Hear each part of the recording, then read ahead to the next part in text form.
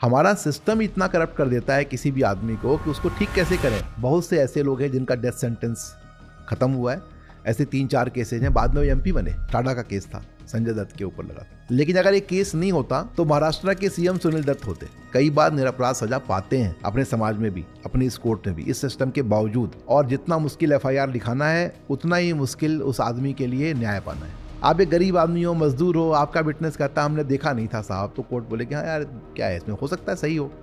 मगर अगर यही केस किसी बहुत बड़े फिल्म स्टार का, बहुत बड़े इंडस्ट्रियलिस्ट का हो, लोग बोलेंगे देखो साहब खरीद लिया होगा गवाह को। एक हस्बैंड वाइफ का झगड़ा होता है तो 15 मुकदमे होते हैं। लेकिन उस जमाने में वकालत की जो इज्जत थी वो ऐसी थी कि कई लोगों की होती भी शादी इस बात के लिए कट जाती थी कि लॉ में एडमिशन ले लिया उन्होंने। आज हम रोड पे चलते हैं, टोल तो हम देते हैं, रोड टैक्स भी देते हैं। भाई या तो रोड टैक्स ही ले लो या टोल टैक्स ही ले लो। गोली किस जगह मारे हैं इसका भी पैसा है। There was AK-47 recovered from his custody. It was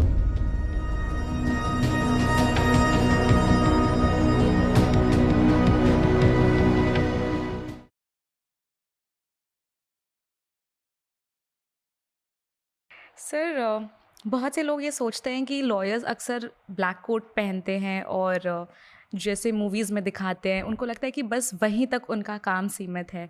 हालांकि this is just a fraction of the work that the diverse work that they do. तो आप हमारी जनता को प्लीज़ ये बताएं कि इसके अलावा लॉयर्स किस किस तरह के काम करते हैं। देखिए, एक तो प्रोफेशनल काम है जो कि आप कोर्ट के अंदर आप देखते हैं, और मूवीज़ में जो दिखाता है काफ़ी हद तक सच नहीं होता, लेकिन काफ़ी हद तक आप ये कह सकते हैं कि कपड़े वही पहनने हैं, ब्लैक एंड वाइट की ड्रेस है।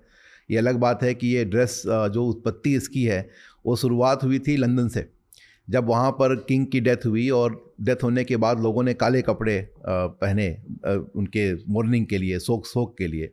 तो वहाँ से काले कपड़े का चलन चल गया। वो नोटिफिकेशन विड्रॉ नहीं हुआ क्योंकि जहाँ जहाँ कॉलोनियल स्टेट से इंडिया भी उनमें से एक था, तो यहाँ पर भी चला और वो काले कपड़े चल पड़े, फिर वो वही चलता रहा। तो ब्लैक एंड वाइट की एक बात है।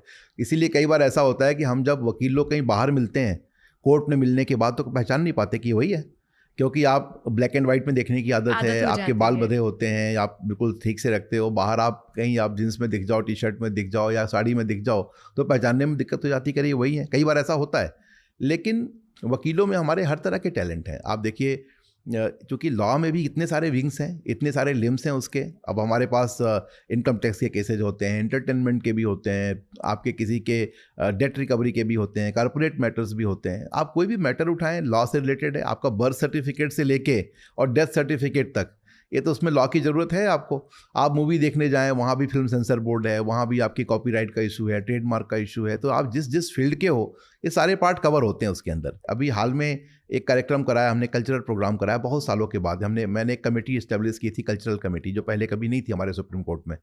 तो मैंने वो कमेटी बनाई और उसमें हमने कलाकारों से बोला कि जो जो परफॉर्म करना चाहता है आप लोग ज़रा आइए और परफॉर्म करिए। हमें लगता था कि 8-10 लोग आएंगे, ठीक है शुरू कर देंगे, मगर आप आश्चर्य करेंगे 450 एप्लीकेशन आए।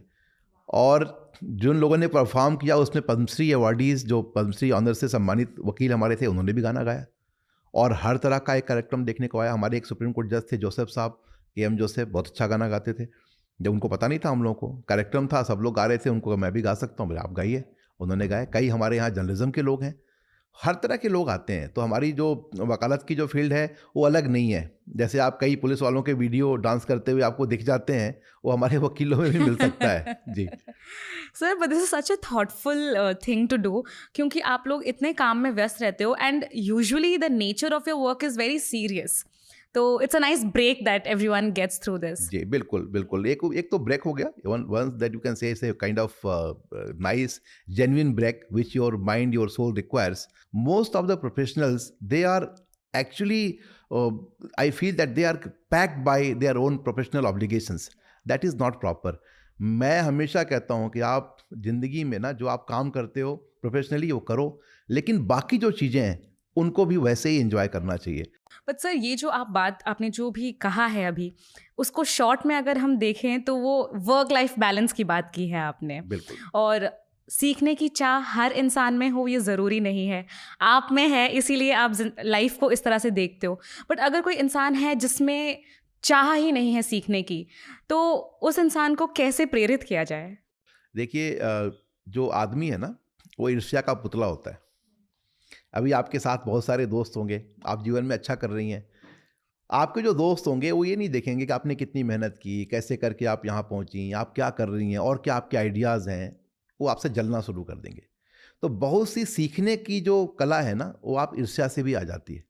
जैसे कोई बहुत बड़ा राइटर हो, बहुत बड़ा प्लेयर हो, आप उससे ईर्ष्या करें, जलन करें और आप जलन करके कंपटीशन करके, हेल्दी कंपटीशन जिसको हम बोलते हैं, आप करके खेलना शुरू करें तो आप शायद अच्छे प्लेयर हो सकते हो, आप भी कुछ अच्छा कर सकते हो। मगर ईर्ष्या का मतलब ये नहीं होता कि आप इतने जल जल के ही मर जाओ और सामने वाला आदमी अपना काम करता रहे, उससे कुछ कंपटीशन है। अगर आप ये समझते हो कि नहीं ये मैं इससे बेटर हूँ और मुझे ये मिलना चाहिए, तो शायद आपको मिल भी जाए। आज नहीं मिलेगा, कल मिलेगा, कल नहीं मिलेगा, 1 साल के बाद मिलेगा, लेकिन ये नहीं हो सकता कि आपको मिले ही नहीं। तो इसलिए थोड़ी सी जो आदमी के अंदर है ना, अगर आप सोसाइटी में रहेंगे तो कई बार ऐसा होता है कि जब से आप दौड़ते हो, बहुत ताकत लगा के दौड़ते हो और आपको एक लेवल पे आके लगा तुम कितनी भी ताकत लगाए ना, मेरा नंबर आखिरी रहने वाला है, तो आप रुक जाते हो, आपने दौड़ना बंद कर दिया।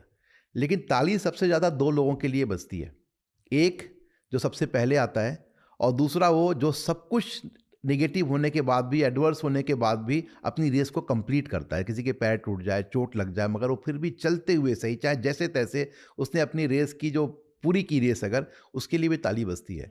ये समझने की ज़रूरत है। और हमारे समाज के अंदर हम लोग चूँकि उगते सूरज को ही नमस्ते होती है, सक्सेस हैज़ मेनी फादर्स, हम लोग कहते हैं there many takers are there. जब फेल्योर होता है वो that is only your learning experience. मैं बताऊं आपको, चलिए एक फिल्म स्टार्स का उदाहरण ही दे देता हूँ। अभिषेक बच्चन जो है, इनकी फिल्में एक के बाद एक फ्लॉप हो गई और उनके बारे में पेपर से लिखने लगे उनके बारे में उल्टा पुल्टा उस टाइम पे। मैं देखने से ही बता रहा हूँ, क्योंकि मैं उस समय जाता था अमिताभ बच्चन जी के यहाँ, तो मैंने ये देखा कि उन्होंने जितनी भी निगेटिव खबर थी उनके बारे में, उन्होंने कहा इसको अपने सामने रखो, यही तुम्हें मोटिवेट करेगा हमें क्या अलग करना है। जो कि मैंने सीखा, मैंने समझ गया और अब मुझे भी, मैं हमेशा अपनी क्रिटिसिज्म को वेलकम करता हूँ। बिल्कुल सर, वो तो है। तो सर, आपने कब सोचा कि आपको इस प्रोफ़ेशन में आना है? बचपन से ही ये सपना था या वाज़ दिस अ डिसीज़न जो अंडर स्ट्रेस और something else led to this decision? मैं आपको एक बात बताऊँ, हम लोग जब पढ़ाई कर रहे थे ना, मैं पढ़ने में ठीक-ठाक था, अच्छे नंबर आते थे। सर, काफ़ी अच्छे रहे होंगे। हाँ। You are one of the successful lawyers. तो नहीं, हिस्ट्री में मैं टॉपर था, बहुत अच्छे नंबर हमारे हिस्ट्री में आए, मेरे इतना नंबर किसी को नहीं आया था पीजी में भी। लेकिन मैं आपको बताऊँ, हमने कभी सोचा नहीं था, ये मन में तो हमेशा था कि ये वकालत करनी चाहिए, हुँ। मगर कहाँ जाएँ, कैसे करें, फर्स्ट जनरेशन लॉयर अगर बनेंगे भी तो। मुझे फैसिनेट करता था जर्नलिज्म का प्रोफेशन, तो मुझे लगा कि ये करना चाहिए, तो मैंने वो थोड़ा बहुत करने की कोशिश की, किया भी, सक्सेसफुली किया। वो करने के बाद मुझे समझ में आया कि जर्नलिज्म ही सब कुछ नहीं है, और वो भी इसलिए आया कि मैं पहले यूपीएससी करना चाहता था, हुँ। आईएएस बनना चाहता था। एक हमारे जानने वाले आईएएस ऑफिसर थे, वो किसी मुसीबत में फंस गए और उनको एक जर्नलिस्ट की हेल्प लेनी पड़ी थी अपनी सस्पेंशन ख़त्म कराने के लिए। उस दिन से मैंने कहा कि नहीं, मुझे जर्नलिस्ट बनना है, आईएएस से भी बड़ा है। क्योंकि हमारे कोई बैकग्राउंड नहीं था, हम लोग तो हुँ। एक गांव के बैकग्राउंड से आए थे, कोई ऐसे नहीं थे हमें जो गाइड करने वाला गाइड नहीं करते। था। फिर जर्नलिस्ट बनते बनते एक जर्नलिस्ट फंस गए मुसीबत में, उनके ऊपर कंटेम्प्ट हो गया और डिफेमेशन के केसेज हो गए, तो वो वकील के यहाँ गए और वकील ने उनके साथ जो बातचीत की, मैं उनके साथ साथ था, तो मैंने तय किया कि नहीं यार, वकील ही बनना है। ये हाईएस्ट ऑर्डर है। हाँ, और फिर मैंने वो किया, अपनी ज्वाइनिंग उसकी वकालत के प्रोफेशन में आने का तय किया। लेकिन उस ज़माने में वकालत की जो इज्जत थी वो ऐसी थी कि कई लोगों की होती हुई शादी इस बात के लिए कट जाती थी कि लॉ में एडमिशन ले लिया उन्होंने। कोई बहुत ही अच्छा नहीं माना जाता था, क्योंकि एक टाइम था ब्रिटिश एजुकेशन के टाइम में कम लोग लॉ करते थे और उनका एक सोशल स्टेटस अलग होता था। उस समय के वकील की बड़ी इज्जत थी। हुँ। जो कोई छोटे मोटे कॉलेज से भी लॉ करके आया, जो कि आज के हिसाब से बड़े कॉलेजेज हैं, वो भी बड़े एक्स्ट्रा ऑर्डिनरी टैलेंटेड लोग होते थे, क्योंकि उनको मुकाबला उनका ऑक्सफोर्ड कैम्ब्रिज के छात्रों से होता था। टाइम बदला, सभी जगह कॉलेजेस खुल गए, लीगल एजुकेशन का स्तर ठीक नहीं रहा। मैं तो अच्छा बोलूँगा, देखिए जस्टिस एम.एन. वेंकट चलैया, मैं हमेशा उनकी इज्जत करता हूँ और उनके साथ काम करने का जितना भी मौका मिला मैं अपना सौभाग्य समझता हूँ। वेंकट चलैया साहब ने, जब वो भारत के मुख्य न्यायाधीश बने, उस समय उन्होंने तय किया कि एजुकेशन के सिस्टम को ठीक करना, एनएलयू बनाया उन्होंने। तो एनएलयूज़ आज आप जो देश भर में देखते हैं, जहाँ के बच्चे साधारण परिवार के बच्चे आते हैं पढ़ने के लिए और वो एक अच्छी शिक्षा पाते हैं, एक प्लेटफॉर्म मिलता है। वरना हम सारे के सारे गवर्नमेंट स्कूल से पढ़े। पूरी बीएचयू में हमारे एजुकेशन की फ़ीस 60 रुपये होती थी साल की, जिसमें हॉस्टल भी कवर हो जाता था, उसको भी माफ़ करा लेते थे हम लोग। खेलने की टीम में आ गए, कहीं कुछ आ गए, तो वो चीज़ अब मुश्किल है। लेकिन मैं आपको फिर भी बताऊं कि वकालत के प्रोफेशन को दोबारा इज्जत जो मिली है वो आजकल की नई जनरेशन ने दी है। जो पिछले 15-16 सालों में जो लड़के लॉ करके बाहर निकले हैं, वो उनको देखने के बाद लगता है कि नहीं, ये प्रोफेशन बहुत अच्छा है, ये ठीक है। वरना आज आपने सब जगह से फेल हो गए तो लॉ कर लो ना, कचहरी में बैठेंगे। अब वो टाइम बदल गया, हमारे प्रोफेशन में पैसा भी बहुत है, इज्जत भी बहुत है, क्रिएटिविटी भी बहुत है, आपके पास अपना टाइम है। देखिए वकालत का एक फ़ायदा क्या है, आप कल को काम नहीं करना चाहें, आपको लगता है हमें 1 महीने का ब्रेक चाहिए, आप ब्रेक ले लो, 1 महीने बाद काम कर सकते हो। आपको लगता है कि नहीं मैं 1 साल पढ़ूंगा बाहर जाके फिर काम करूंगा, 1 साल की पढ़ाई करके आ जाओ, कोई बात नहीं, कम से कम आप शुरू कर सकते हो। बाकी किसी प्रोफेशन में इसकी आज़ादी आपको नहीं है। तो ये एक बहुत बड़ी बात है हमारे प्रोफेशन के अंदर, और मुझे लगता है कि जब हम इसमें आ गए, आने के बाद शुरू के 3-4 साल सबके ख़राब बीतते हैं, मेरे भी बीते, और उसके बाद धीरे धीरे टाइम बदलता गया, काम भी मिलने लगा, और मेरे पास एक बेसिक सेविंग थी जिससे कि मुझे 5-6 साल अगर हमें काम नहीं मिलता तो हमारा काम चलता। तो बिल्कुल ये तय करके आया था कि मुझे ये करना है, तो फिर जब मैंने वो करना शुरू किया और चल गया तो उसका मज़ा फिर अलग है, फिर तो ठीक हो गया। लेकिन आजकल के नए बच्चों के लिए भी बहुत चांसेज हैं। गायत्री जी, मैं आपको बताऊं कि जो नए बच्चे जो काम कर रहे हैं ना, अगर वो जिस तरह से लगन के साथ कर रहे हैं, मुझे लगता है कि हमारे देश का जो लीगल सिस्टम है, जो इसकी थ्योरीज आएंगी, जो डेवलप होगा लॉ, जो इवोल्यूशन आएगा, वो एकदम अलग आएगा, और बहुत अच्छे टैलेंटेड बच्चे आ रहे हैं। तो मुझे बहुत मैं होपफुल हूँ। यंगर जनरेशन से मुझे बहुत सारी उम्मीदें हैं। मुझे कई लोग कहते हैं ना, आप इतना इंटर्नशिप क्यों कराते हो, इतने बल्क में क्यों कराते हो, इतने सारे लोग करते हैं। मैं उनसे बोलता हूँ केवल हमारा सिखाना नहीं है, इतने बच्चों का आपस में मिलना, अलग अलग बैकग्राउंड के लोगों का आपस में बातचीत करना, ये भी तो एक काम है। और इससे जो वो सीखते हैं उन बैकग्राउंड के लोगों से, हर एक फैमिली के बच्चे की फैमिली का बैकग्राउंड अलग होता है। किसी के फादर आईपीएस हैं, किसी के फादर बैंक में हैं, किसी के फादर कहीं स्कूल में या कॉलेज में प्रोफेसर हैं, किसी के फादर वीसी हैं, किसी के फादर जज भी हैं, ऐसे बच्चे भी आते हैं। अब आप जब उन सबकी आपस में बात कराते हो तो आप देखते हो कि बैंकर के बच्चे को डीआरटी के बारे में, बैंकिंग के फंक्शन के बारे में, डेट रिकवरी के बारे में, एनपीए के बारे में, एनसीएलटी की बेसिक प्रोसीडिंग्स के बारे में, बैंक्रप्सी कोड के बारे में उनको मालूम होता है। पढ़ने के टाइम में जब आप क्लास में पढ़ रहे होते हो, आपकी कोई हैसियत नहीं होती, आपकी हैसियत वही है जो बाकियों की है। उनके बीच में रहना, उनसे सीखना, इससे बड़ी कोई लर्निंग नहीं होती। और हमारे प्रोफेशन में कई लोगों को समस्याएं भी हैं, मैं नहीं कहता कि नहीं है, लेकिन उसका कारण केवल एक है कि जो हमारे प्रोफेशन में जो आगे बढ़ चुके हैं उनकी भी थोड़ी रिस्पॉन्सिबिलिटी है। उनको भी ख्याल करना चाहिए कि जो नई जनरेशन है या जो हमसे छूट गए, जो हमारे से पीछे रह गए, उनका भी थोड़ा बहुत अगर हम ख्याल कर लें तो मुझे लगता है कि सारा जो सिस्टम है, जो सारी प्रोफेशन है, इसकी इज्जत और बढ़ जाएगी, और वो बढ़ेगी। आप मेरे से लिख के लीजिए गायत्री जी, मैं आपको 2-3 साल के बाद जब कभी दोबारा मिलेंगे ना हम लोग, तो आप कहेंगे आप बिल्कुल ठीक कह रहे थे। प्रोफेशन में धीरे धीरे वो लोग जो कि रोज़ उतना नहीं कमा सकते थे, अच्छा कमा भी रहे हैं, अच्छा काम भी कर रहे हैं, और सेटिस्फेक्शन भी है। जैसे लिटिगेशन में हम लोग को फीस बहुत मिलती है, बट सर जब ऐसा होता है कि आप मीडिएटर्स के थ्रू सॉल्व कर देते हो मैटर, फिर व्हाट अबाउट द लॉयर्स कि उनको भी ऐसा है, they also want to earn, they also want to run their family, so what is more important for them than power, money और सेटिस्फैक्शन? मैम देखिए, पावर और मनी तो रहेगा ही, वो तो नहीं जा रहा है। लॉयर्स तो फिर भी उनके होते हैं। बस बात इतनी है कि जो झगड़ा कोर्ट में होना था, बहुत लंबा टाइम लगना था, उसके साथ 15-20 और लिटिगेशन होने थे, वो बच गया। और दूसरी जो बड़ी बात होती है, हमारे पास पेंडेंसी कितनी है। आज की तारीख में हम दिन रात सुनवाई करें और नए केस नहीं लें तो भी 5 साल लग जाने हैं, 6 साल लग जाने हैं केसेस ख़त्म करने में।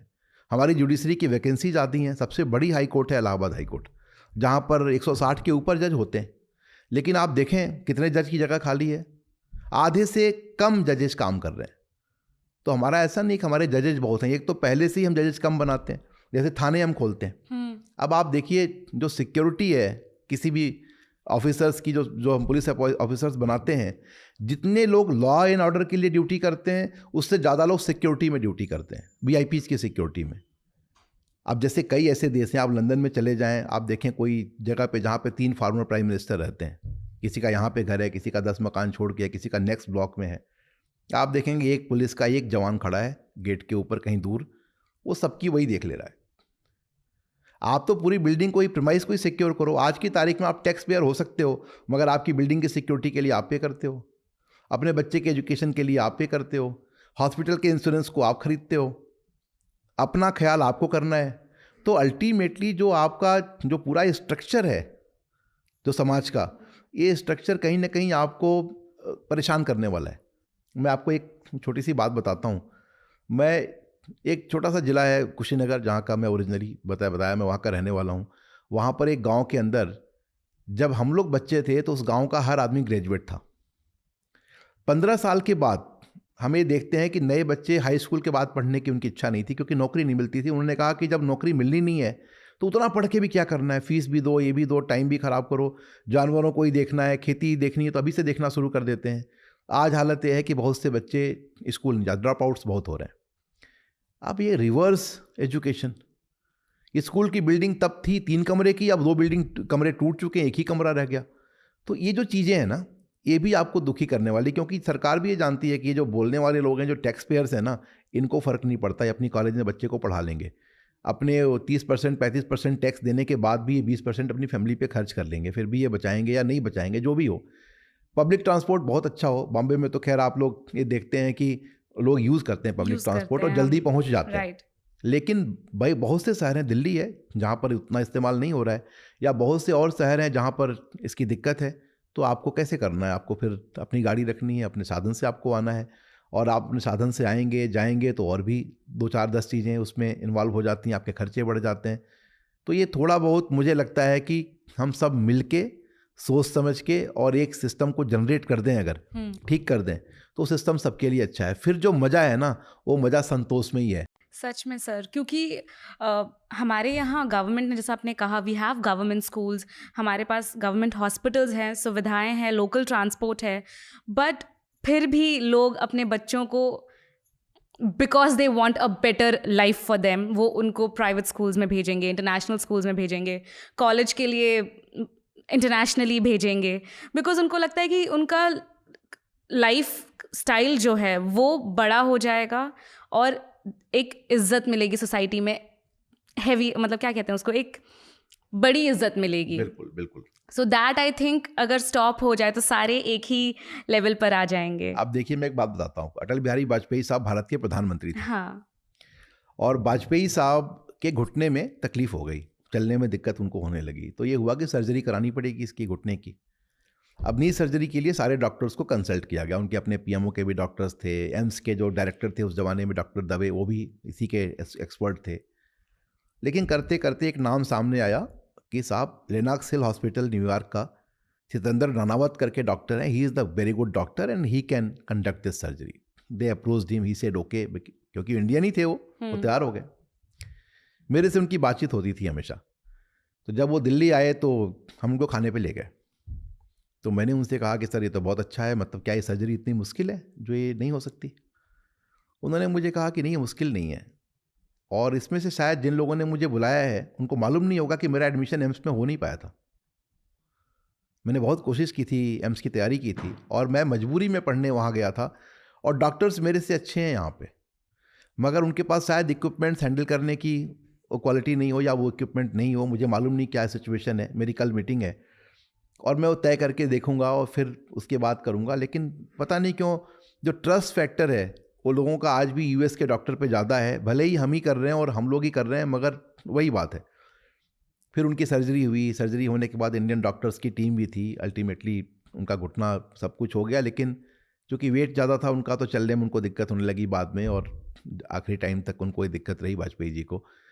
लेकिन उस डॉक्टर की वो बात मुझे छू गई। पद्म भूषण भी मिला उनको, और उनको पुरस्कार भी सम्मानित भी किया गया। वो बहुत खुश थे कि उनका ये कहना था कि देखो इतना कुछ मिला मुझे, मैं शायद यहाँ पे होता तो इन डॉक्टर से ज़्यादा लायक नहीं होने के बावजूद मुझे कोई जिम्मेदारी नहीं मिलती। आज हम वहाँ पे काम कर रहे हैं, आपने हमें बुलाया, हमें यहाँ पे काम दे रहे हो, हमें आप सम्मान दे रहे हो, और मुझे प्रधानमंत्री की सर्जरी करने का जो मौका है वो हमें मिला। तो एक वो चीज़ हो जाती है कि आप बाहर का, अगर आप ठीक से एजुकेशन रखें, प्रॉपर सिस्टम को डेवलप करके रखें। आज हमारा आईआईएम किसी से कम नहीं है, आज हमारी आईआईटी किसी से कम नहीं है, हमारे एनएलयूज़ किसी से कम नहीं है, हमारे कई इंस्टीट्यूशंस ऐसे हैं जो बहुत अच्छे हैं। लेकिन अब उस पर फंड कहाँ है? हमें आप अलाउ नहीं करोगे कि आप सेल्फ फंडेड कोर्सेज शुरू कर लो। अगर आप यही तय कर लें कि चलो आपके कॉलेज की स्ट्रेंथ 700 है ना, 350 बच्चे मेरिट के ले लो, 350 बच्चे पेड ले लो, वो सारा खर्चा आपका निकल जाएगा, आपका कैंपस भी चल जाएगा, आपको उतने झगड़े नहीं होंगे। लेकिन आपको प्राइवेट यूनिवर्सिटी जो साथ में खुली हुई है वो भी कोशिश करती है कि यार ये ना यहाँ इनके बच्चे जाने नहीं चाहिए, ये जानने के बावजूद कि वो हमसे बेटर हैं। क्योंकि आज आप किसी गवर्नमेंट स्कूल में जाओ, टीचर की सैलरी लाख रुपए से तो कम नहीं है, और किसी प्राइवेट स्कूल में चले जाओ, लाख रुपए तो उसको नहीं मिलते टीचर को, 20,000 मिलते हैं, 25,000 मिलते हैं, शायद 50,000 भी मिलते हो। ना उसके पास वो ट्रेनिंग है, ना उसने वो क्वालिफिकेशन हासिल कर रखी है। तो आपको कभी भी गवर्नमेंट स्कूल के जो टीचर्स हैं, आज भी मुझे कोई पूछे सेंट्रल स्कूल के जो एजुकेशन है वो एनी डे बेटर है बहुत से कॉन्वेंट स्कूल से। मैं नहीं कहता कि सारे से बेटर है, लेकिन चलिए देश के 100 कॉलेजेस को निकाल दीजिए, 100 या 200 को निकाल दीजिए, बाकी सेंट्रल स्कूल के जो हजारों स्कूल हैं वो कहीं से कम नहीं है किसी से, या नवोदय विद्यालय कहीं से ख़राब नहीं है। लेकिन उनके पास बिल्डिंग नहीं है, टीचर्स हैं तो उनकी फैमिली को रखने की जगह नहीं है। आपने फैसिलिटीज सारी रखी हैं मगर खेलने का ग्राउंड नहीं है। आपने स्पोर्ट्स टीचर भी रखा है मगर सिखाओगे क्या उनको, वो सब दिक्कत है। अगर हमने वो सारा कुछ कर लिया तो आप ये लिख के लीजिए कि हमारा जो देश है ना ये आगे बढ़ेगा। और आगे बढ़ने की जो सबसे बड़ी क्वालिफिकेशन है किसी भी देश के, आप एजुकेशन पे क्या इन्वेस्ट करते हो। एग्जैक्टली मैं हमेशा कहता हूँ आप किसान देख लो, खेत देख लो, खलिहान देख लो, एजुकेशन शिक्षा देख लो और स्वास्थ्य देख लो। ये 5 चीज़ देख लो। ये 5 में अगर हम सफल हो गए, शिक्षा अच्छा हो गया, स्वास्थ्य अच्छा हो गया, किसान हमारे जो खेत खलिहान के लोग हैं वो ठीक हो गए, इसके बाद आपको रोजगार देने की ज़रूरत नहीं, हम पालेंगे रोजगार, बच्चे ढूंढ लेंगे रोजगार। उनके लिए आपको परेशान होने की ज़रूरत नहीं है। आप कहते हो कि हमने रोजगार दिया, आपकी ज़रूरत नहीं है रोजगार की। आप ये 5 चीज़ें करो केवल, ठीक से पढ़ाओ, हेल्थ दो, एजुकेशन दो, खेत खलिहान किसान की चीज़ें देख लो, उनको परेशानी नहीं हो। आप देखो ये 5 करने से सारी चीज़ें आपकी ठीक हो गई। आज हम रोड पे चलते हैं, टोल तो हम देते हैं, रोड टैक्स भी देते हैं। भाई या तो रोड टैक्स ही ले लो या टोल टैक्स ही ले लो, दोनों तो नहीं ले सकते आप। आपने हमें खाना खाने का भी पैसा ले लिया और फिर आपने जितने का अनाज खरीदा उसके पैसे अलग से ले लिए और फिर उसके बनाने वाले का भी चार्ज अलग से ले रहे हो। ये तो कोई बात नहीं हुई ना। आपको जो लेना है, अगर आपको लगता है कि टोल चाहिए तो टोल ले लो। और टोल की क्या हालत है आपको बताऊं, अभी मैं एक केस देख रहा था जो मैं हैंडल कर रहा था, दिल्ली नोएडा दिल्ली, ILFS ने बनाया था उसको। 100 करोड़ रुपए का वो फ्लाईओवर बना था आज के करीब 20-25 साल पहले। रोज, और ये प्लानिंग थी। जब आप प्रोजेक्ट लेते हो ना जब कोई भी फ्लाईओवर आप लेते हो या DND जो टोल टैक्स बनाते हो उसके लिए, तो आपका प्रोविजन ये होता है कि हमें वो पैसे रिकवर करने हैं। और पैसे रिकवर करने के लिए प्रोजेक्शन देते हो आप कि इतने साल के अंदर इसके ऊपर इतनी गाड़ियां जाएंगी, हम इतने पैसे इनसे लेंगे और इतने पैसे लेंगे तो हमारा ये जो पैसा है, जो कॉस्ट है, वो इतने दिन में रिकवर हो जाएगी और उसके बेसिस पे आपको अप्रूवल मिलता है। अब एक टोल ब्रिज की बात बता रहा हूँ, दिल्ली नोएडा दिल्ली की, छोटा सा है, यमुना नदी पार किया, नोएडा में चले गए, इधर से आए तो यहाँ पे आ गया। निजामुद्दीन ब्रिज पहले से था, वो फ्री है। 100 करोड़ रुपए लगाए, प्रोजेक्शन था कि रोज कम से कम 500 गाड़ियां जाएंगी और आएंगे। जाने लगी रोज 40,000 गाड़ियां। तो आपका था कि 5 रुपये लेना है हमसे, आप लेने लगे 25 रुपये। बावजूद इसके जो 20 साल में आपको 5 रुपये लेके 500 गाड़ियों के ऊपर जो रिकवरी होनी थी, वो रिकवरी 50,000 गाड़ी के चलने के बावजूद आपके 10 साल में रिकवरी नहीं हो रही, आप लॉस मेकिंग इंडस्ट्री बने हो 100 करोड़ रुपए लगा के। तो क्या मतलब है इसका? कोई तो देखे। फाइनली सुप्रीम कोर्ट ने, पहले हाई कोर्ट ने बंद किया उसको कि नहीं आप नहीं ले सकते, आपने जितने पैसे लेने थे उसके 10 गुना निकाल चुके आप क्या बोलते हैं साहब, हम मेंटेनेंस करते हैं। अरे भाई, मेंटेनेंस जो चीज़ बनाए हो उसके 7 गुने का कैसे हो जाएगा? आपने 100 करोड़ की चीज़ बनाई, मेंटेनेंस में 700 करोड़ लगा दोगे, 800 करोड़ लगा दोगे। अब आप देखिए, ये जो छोटी छोटी बातें हैं ना, ये आपके दिल को चुभती हैं। बिल्कुल सर, बहुत चुभती है, क्योंकि एक और इसमें पिसता आम इंसान ही है। बिल्कुल कि आप अपने बच्चों को शिक्षा दो, या घर को चलाओ, या बिल्डिंग का मेंटेनेंस दो, या जो आपने स्कूटी खरीदी है, अब जितना आराम अपने लिए खरीदते हो आप उसके साथ साथ टैक्स भी उतना ज़्यादा देने लग जाते हो। बिल्कुल बिल्कुल। और टैक्स का भी कोई लिमिट नहीं है ना। इनकम टैक्स आप पूरी दे रहे हो, 35% तक ये हो गया। सफाई का टैक्स आप अलग से दे रहे हो। अब मान लीजिए हम स्वच्छता सेस दे रहे हैं 2%, जो कि साल का मान लीजिए हमारा 20 लाख 25 लाख का कंट्रीब्यूशन स्वच्छता में है। अब इसके बावजूद हम आपके यहाँ आ रहे हैं तो रास्ता नहीं है, कहीं पे किसी के यहाँ जा रहे हैं तो, किसी गांव में जा रहे हैं तो आप वहाँ जा नहीं सकते। अब गांव में आप रोड बना दोगे पक्की तो बैलगाड़ी की जगह तो ख़त्म हो गई, ट्रैक्टर का इस्तेमाल होगा। ट्रैक्टर पे आपकी सब्सिडी उस लेवल की नहीं है तो क्वालिटी उस तरह की नहीं है, तो आप ओवरऑल किसान की जो स्पीड है वो भी कम कर देते हो। आपको बताऊं, मैं एक पॉलिसी देख रहा था, शुगर केन पॉलिसी, जो मैंने उसको इम्प्रूव किया बाद में। जितनी शुगर मिल्स है ना, महाराष्ट्र में बहुत हैं, आपके हमारे यूपी में बहुत हैं, हमारे एक ज़िले में कुशीनगर में 13 शुगर मिल होती थी एक ज़माने में, अब तो कम हो गई। 2 फैक्टर बताऊंगा, उससे आप समझेंगे कि किस तरह का आप अफेक्ट करते हो। किसी देश की इकोनॉमी को रोकना हो तो क्या आप कर सकते हो, कितना बुरा कर सकते हो। आपने एक किसान क्या करते थे कि साहब उनको एक एरिया एलोकेट हो गई, यूपी सरकार करती थी, कोई भी सरकार जो होती है ऐसे ही करती है, शुगर केन एरिया एलोकेट कर दिया कि आप इस एरिया के जो किसान हैं, जो गन्ना उत्पादक किसान हैं, ये इसी मिल को शुगर केन देंगे।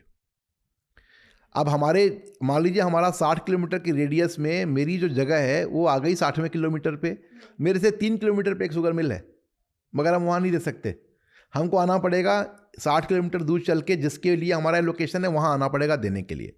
तो हमारा टाइम आना जाना ये भी चला गया। इसके बाद हमें लगता था कि अगर हम यहाँ से आएंगे और जाएंगे और हमें गिन के 100-200 कुंटल गन्ना देना है, उससे अच्छा हम गुड़ बना लें गाँव में, जो हम गुड़ जो होते हैं गुड़ बना के गुड़ बेच लेंगे और गुड़ से कमाई हो जाएगी उतनी ही। तो गवर्नमेंट ने बैन कर दिया कि नहीं, आप ये गुड़ नहीं बना सकते, आपका एरिया एलोकेट हुआ है, आपको शुगर मिल को ही देना पड़ेगा।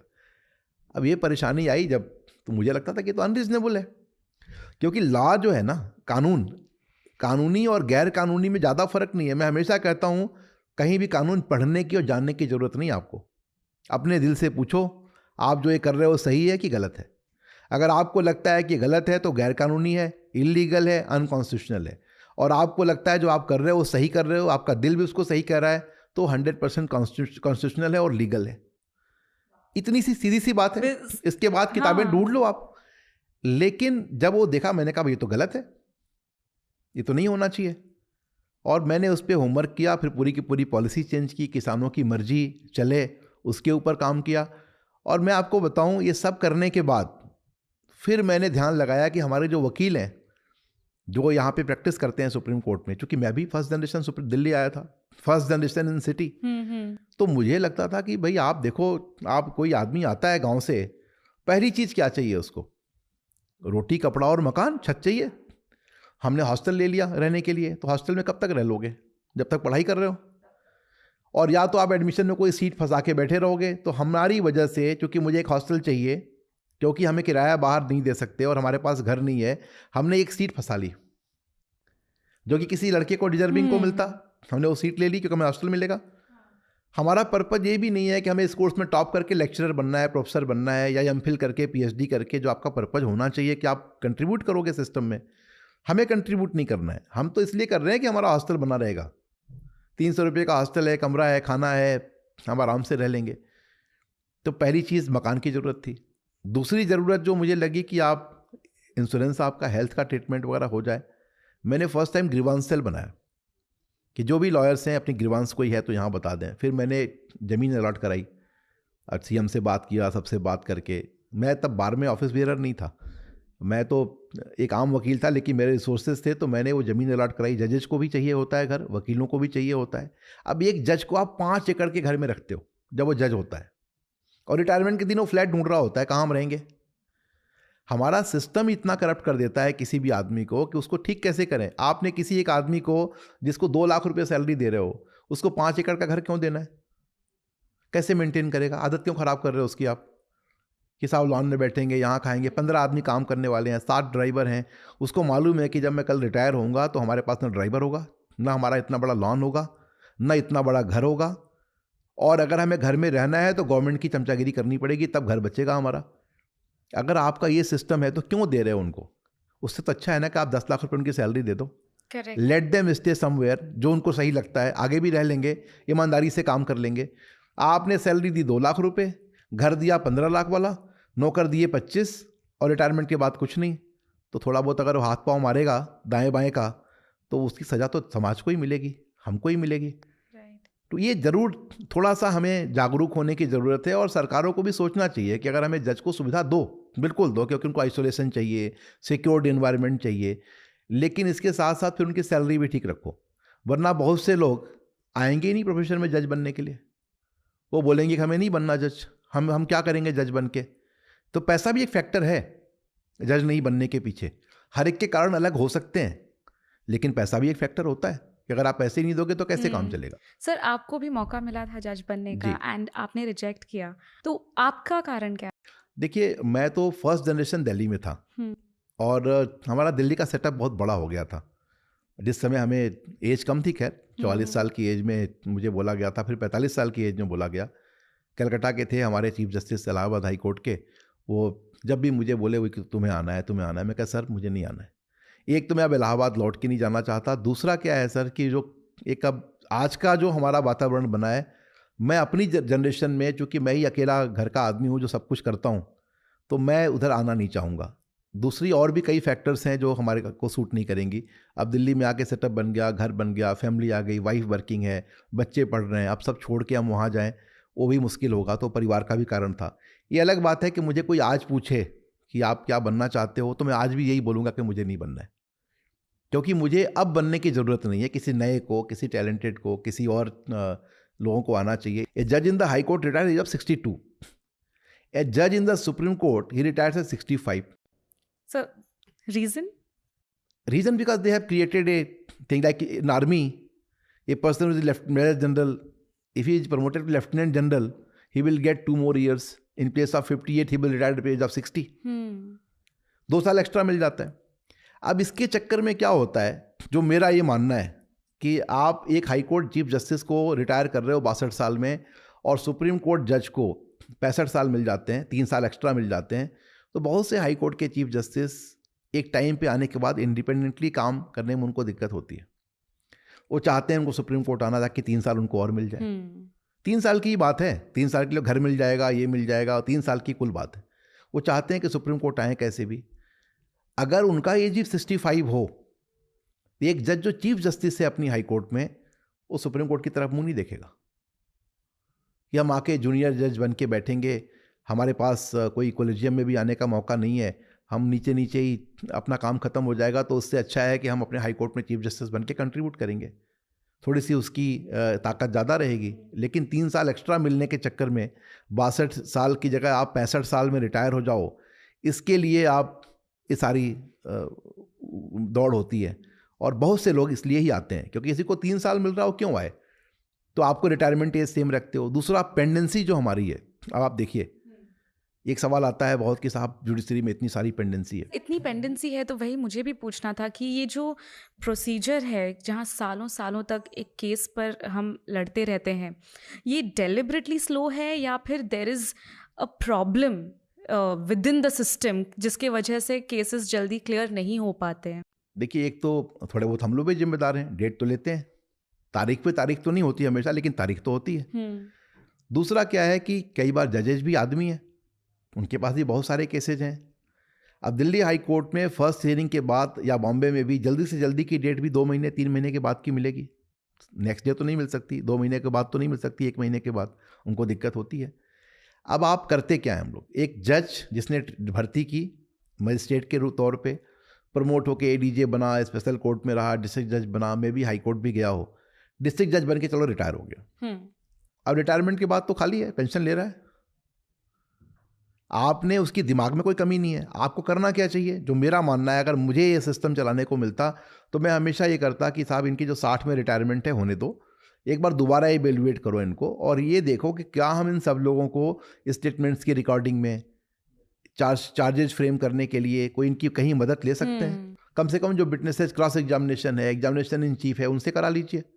उनको अनुभव भी है, एक्सपीरियंस भी है, और वो सडनली आएगा। जैसे ये नहीं पता होना चाहिए कि इस जज को ये केस मिल रहा है। आप किसी को भी कोई केस सफल करके दे दीजिए, स्टेटमेंट प्रॉपर्ली रिकॉर्ड हो जाए, फैक्ट्स क्लियर हो जाएं, केस तैयार हो जाए, जज को जजमेंट देना आसान हो जाएगा, थोड़ी स्पीड अप कर सकते हैं। अब हमारा सिस्टम ऐसा है कि हमारे सिस्टम में ये माना गया है कि 100 अपराधी भले छूट जाएं, एक निरपराध के साथ सज़ा नहीं होनी चाहिए, उसको पनिशमेंट नहीं मिलना चाहिए, जिसको लेके शिकायत भी होती है। मगर ये भी सही है कि कई बार निरपराध सज़ा पाते हैं अपने समाज में भी, अपनी इस कोर्ट में भी, इस सिस्टम के बावजूद, और कई लोग इसका फ़ायदा उठा के इससे बच निकलते हैं। जब कहानी यही है तो आप इन सारे जजेस को रिटायर क्यों कर रहे हो? पेंशन तो आप उनको दे रहे हो। मैं तो कहता हूं कि अगर आप उनको थोड़ी इज्जत दे दो कि आपको आपका जो स्टेटस है वो यही रहेगा, केवल एक गाड़ी ऐड कर दो उनके साथ, उतने पर भी वो सारे जजेस बहुत से काम करने को तैयार हो जाएंगे और सेवा के तौर पे काम करने को तैयार हो जाएंगे। क्योंकि रिटायरमेंट के बाद कौन घर में रहना चाहता है? 60 साल की उम्र में, 60 में कोई एज है रिटायर होने की? 65 भी कोई एज है? आप जिस दिन काम आपका बंद होगा उस दिन आप रिटायर ही नहीं होगे, लाइफ से भी रिटायर हो जाओगे, क्योंकि आपका ब्रेन की शार्पनिंग नहीं हो रही है, आपको लोगों से नहीं मिल रहा हो जाते हैं। बिल्कुल। हाँ। बहुत से रिटायर्ड लोग आपके घर परिवार में आप देखिए, उनको समझ में नहीं आता हम करें क्या, इतना खाली। या हम एक नियम बना दें कि हम तब तक रिटायर नहीं होगा पुराना जब तक कि वैकेंसी हमारी उसकी जगह पे आ नहीं जाती। ट्रिब्यूनल की पोस्ट खाली है, ट्रिब्यूनल के अंदर पोस्ट खाली है, जुडिशियल मेंबर ही नहीं है। अभी आप एप्टेल में देखें तो आप पाएंगे कि आयल सेक्टर में और गैस सेक्टर में जजेज ही नहीं है। इलेक्ट्रिसिटी में तो जज है, आयल एंड गैस में नहीं है। जब आपका जुडिशियल मेंबर ही नहीं है, टेक्निकल मेंबर ही नहीं है, तो काम कैसे होगा? तो ट्रिब्यूनल आपने बनाया है, उसका दफ्तर लिया है, उसकी आप कार्रवाई करा रहे हो, मगर चूंकि जज ही नहीं वहाँ पोस्टेड है, इसलिए वो ट्रिब्यूनल बंद पड़ा हुआ है, इनइफेक्टिव है। इस काम का क्या फ़ायदा है? आप कम से कम जिस सिस्टम को लेके आते हो, एक तो उस सिस्टम का मिसयूज़ कहाँ हो रहा है, एक कमेटी होनी जो स्टडी करती रहे हम कैसे सिस्टम को इम्प्रूव कर सकते हैं। और जैसे आप सब करते हो रिसर्च, बिना उसके तो काम नहीं होता। बिल्कुल नहीं। सिस्टम को इम्प्रूव कैसे करें, सिस्टम के अंदर हम क्या नया ऐड करें, क्या हम ऐसा करें जिससे कि हमारी मैक्सिमम यूटिलाइजेशन और टाइम का भी इफेक्टिव मैनर में यूटिलाइजेशन हो इसका। ये करने के लिए हमें सबको कोशिश करनी पड़ेगी। और ये कोशिश करने के लिए जो जिम्मेदार लोग हैं उनको एक पॉलिसी बना के, उसको एक तरीका बना के आप करिए। हमारी जो सबसे बड़ी शिकायत है, जो कि फिल्मों में भी चलती आ रही है सालों सालों से, कि तारीख पे तारीख और तारीख पे तारीफ, इससे भी जान बच जाएगी। और फिर जो ये लागू करेगा उसको तारीफ पे तारीफ मिलेगी, तारीख पे तारीख नहीं, तारीफ पे तारीफ मिलेगी। तो आप करो ना इसको, कौन मना कर रहा है? लेकिन हमें कई बार लगता है हम मंत्री बन गए, अब नया मंत्री बनता है वो सीखता है काम को। कोई बहुत एक्सपर्ट है ना, उसको आपको फाइनेंस डिपार्टमेंट का फाइनेंस मिनिस्टर किसको बनाओगे? जो एक्सपर्ट होगा। एजुकेशन के एक्सपर्ट को एजुकेशन मिनिस्टर बनाओगे। अगर आपने ये तय कर लिया कि हमें उस क्षेत्र के एक्सपर्ट को नहीं बनाना है, इसके दो रीज़न हो सकते हैं। पहला, आप ये सोचते हो कि शायद इसका पर्सनल बायस होगा, ये कारण ये हो सकता है। दूसरा, आप ये सोचते होगे कि हम जो बोलेंगे शायद ये वो नहीं करेगा, इसकी अपनी ओपिनियन भी होगी। ईगो क्लैशेस, या मान लीजिए कि आप उस चीज़ को हम नहीं जानते हैं और हम बोलें कि नहीं आपको ऐसे नहीं ऐसे करना है। ये दोनों बातें ठीक नहीं है। आप एक्सपर्ट्स को बनाओ, कॉलेज एक जो कलेक्टिव डिसीजन होता है, हमारी जो कैबिनेट है, हमारा जो यूनियन कैबिनेट है या स्टेट कैबिनेट्स हैं, हमारी जो काम करने का तरीका है वो कलेक्टिव रिस्पॉन्सिबिलिटी का तरीका है।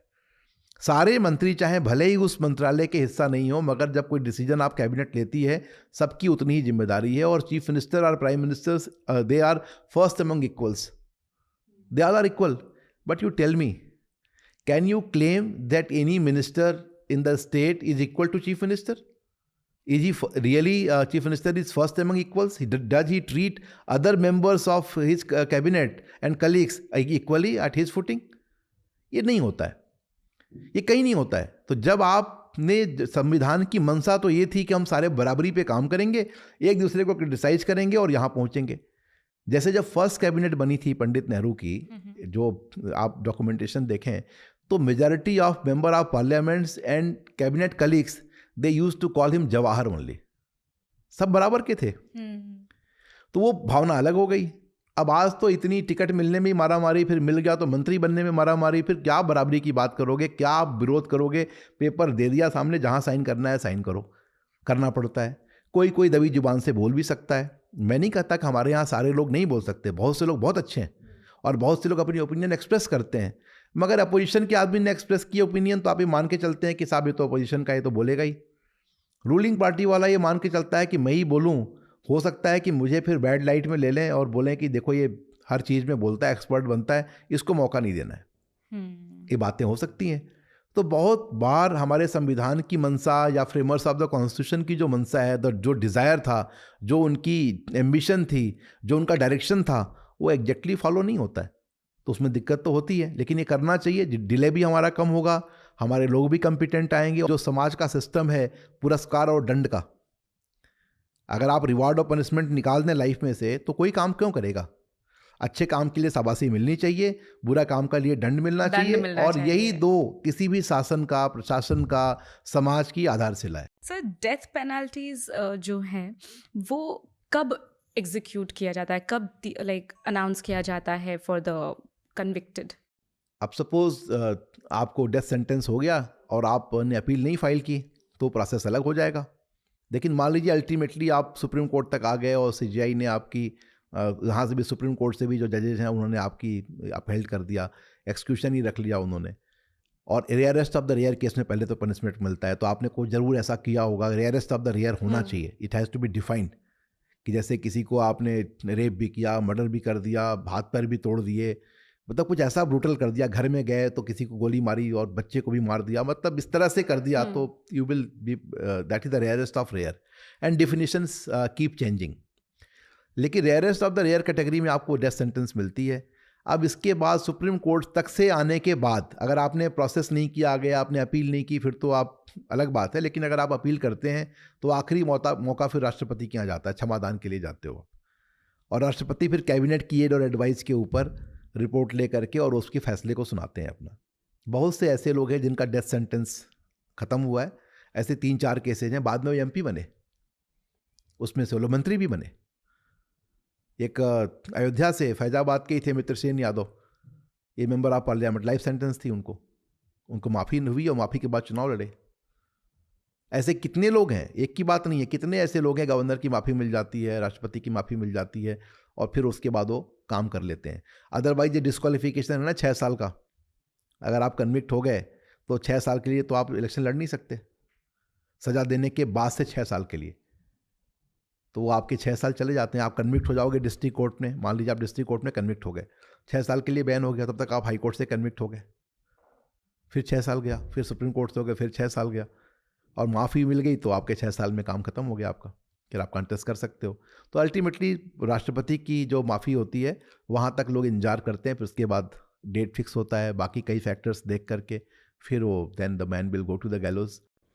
Sir, should these convicted people be allowed to contest for elections or enter politics or given a responsible job to take care of the citizens of India, the ones who have all, because you see अधिकतर, not अधिकतर, but बहुत से ऐसे लोग हैं जिनका criminal record रह चुका है और आज वो they have bigger positions, biggest of the biggest positions in the cabinet. So what do you feel about this? Is it correct? You see, ma'am, first of all, what I said, that we should not, the presumption of law is that a man is not guilty until he is proven guilty. That is the one. The other one is that 100 criminals should get scot-free, but one innocent should not get punished. Then your conviction is on certain ground, but when you are being exonerated or you are not being convicted, then there are 2-3 other grounds, like benefit of doubt आपको दे दिया, ये सब चीज़ें चल गई, या कभी कभी बोला कि there is no evidence at all. Yeah. So when you have all this situation, all these facts in your hand, ultimately when you are convicted, and ultimately even from nowadays from the district court, you are not allowed to contest. So that part is over now because you can't contest. और फिर आप high court से भी अगर आपकी conviction appealed हुई तो भी कंटेस्ट नहीं कर सकते, unless you are exonerated, you are free, you can't contest the election. लेकिन मान लीजिए कि हमारे खिलाफ केसेस चल रहे हैं, 2 चल रहे हैं, 5 चल रहे हैं, 6 चल रहे हैं, उसकी भी आप एक लिमिट कर सकते हो कि भाई ये केस चल रहा है, जब तक मैटर पेंडिंग है तब तक वो इलेक्शन नहीं लड़े। लेकिन उसमें क्या खतरा क्या है बताता हूँ आपको। ये तब होता है जब इनोसेंट सिस्टम हो, एक अपराइट लॉ अबाइडिंग सिटीजन हो, और लॉ अबाइडिंग सिस्टम भी हो। सिस्टम को भी तो कानून का पालन करना है। अभी तो टाइम ऐसा है कि अपोजिशन का एमएलए है तो केस में डाल दिया उसको कोई, तो फिर तो रह ही गया ना, उसकी कहानी ख़त्म हो जाएगी।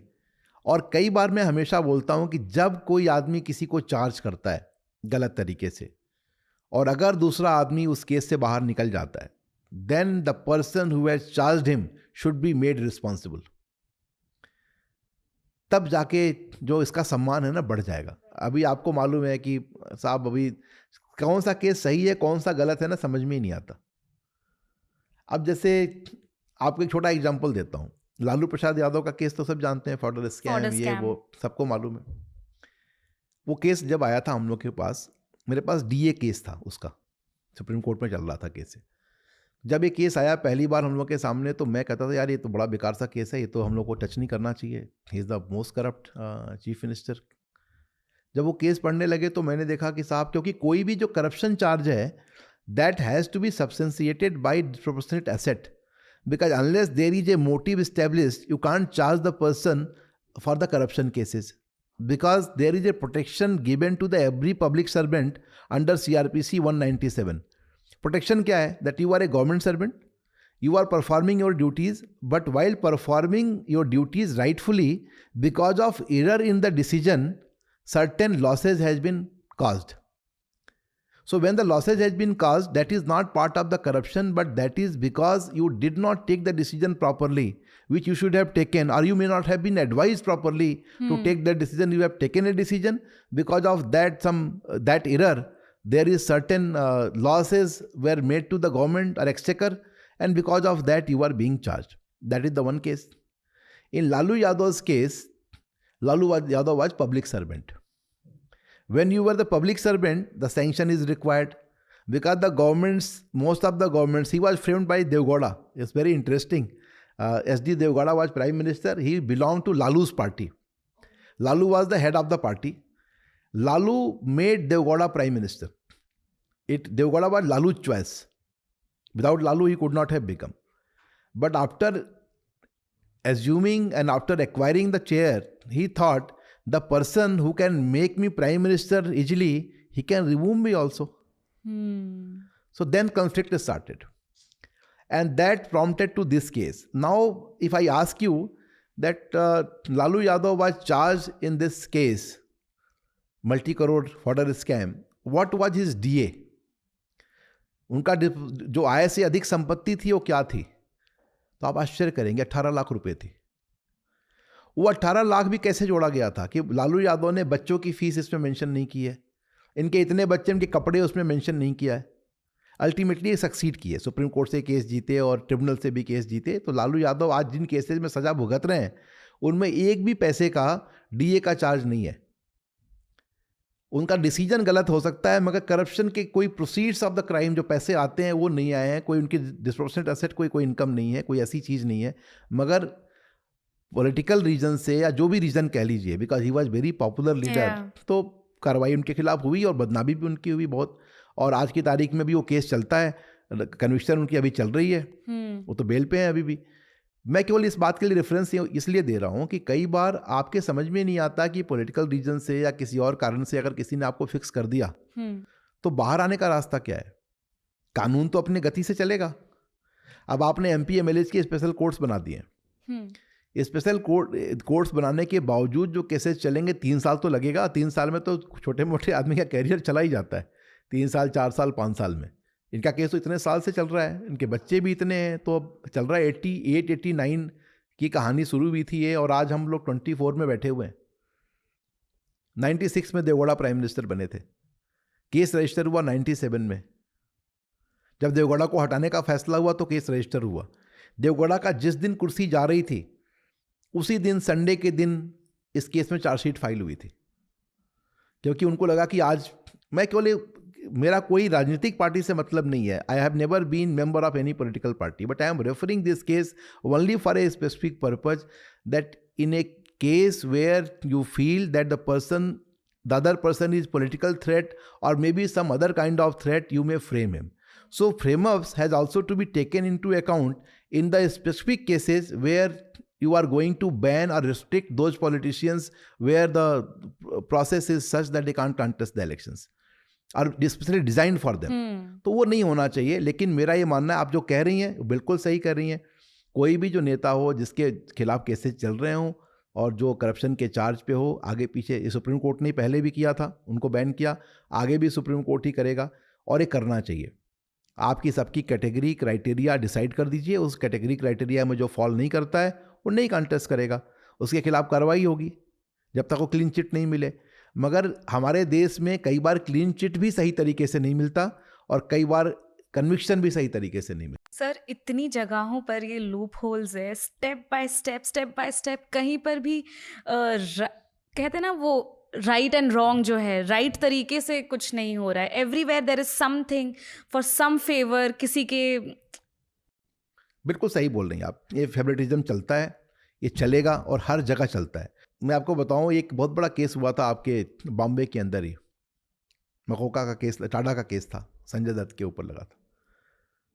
अब उस पूरी केस की कहानी क्या है, मैं उस पर नहीं जाता. लेकिन अगर ये केस नहीं होता तो महाराष्ट्र के CM सुनील दत्त होते, जो तय हो गया था. और इसके आगे की डिटेल में मैं नहीं जाना चाहता.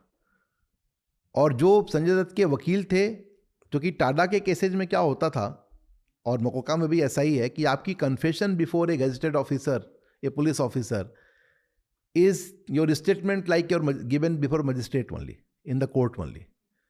तो मान लीजिए कि अगर आप को किसी ने चार्ज किया और चार्ज करने के बाद आपने पुलिस की कस्टडी में आपने कोई बयान दे दिया, वो बयान आपका रिकॉर्ड पे आ गया, तो कन्विक्शन आपकी हो जाएगी।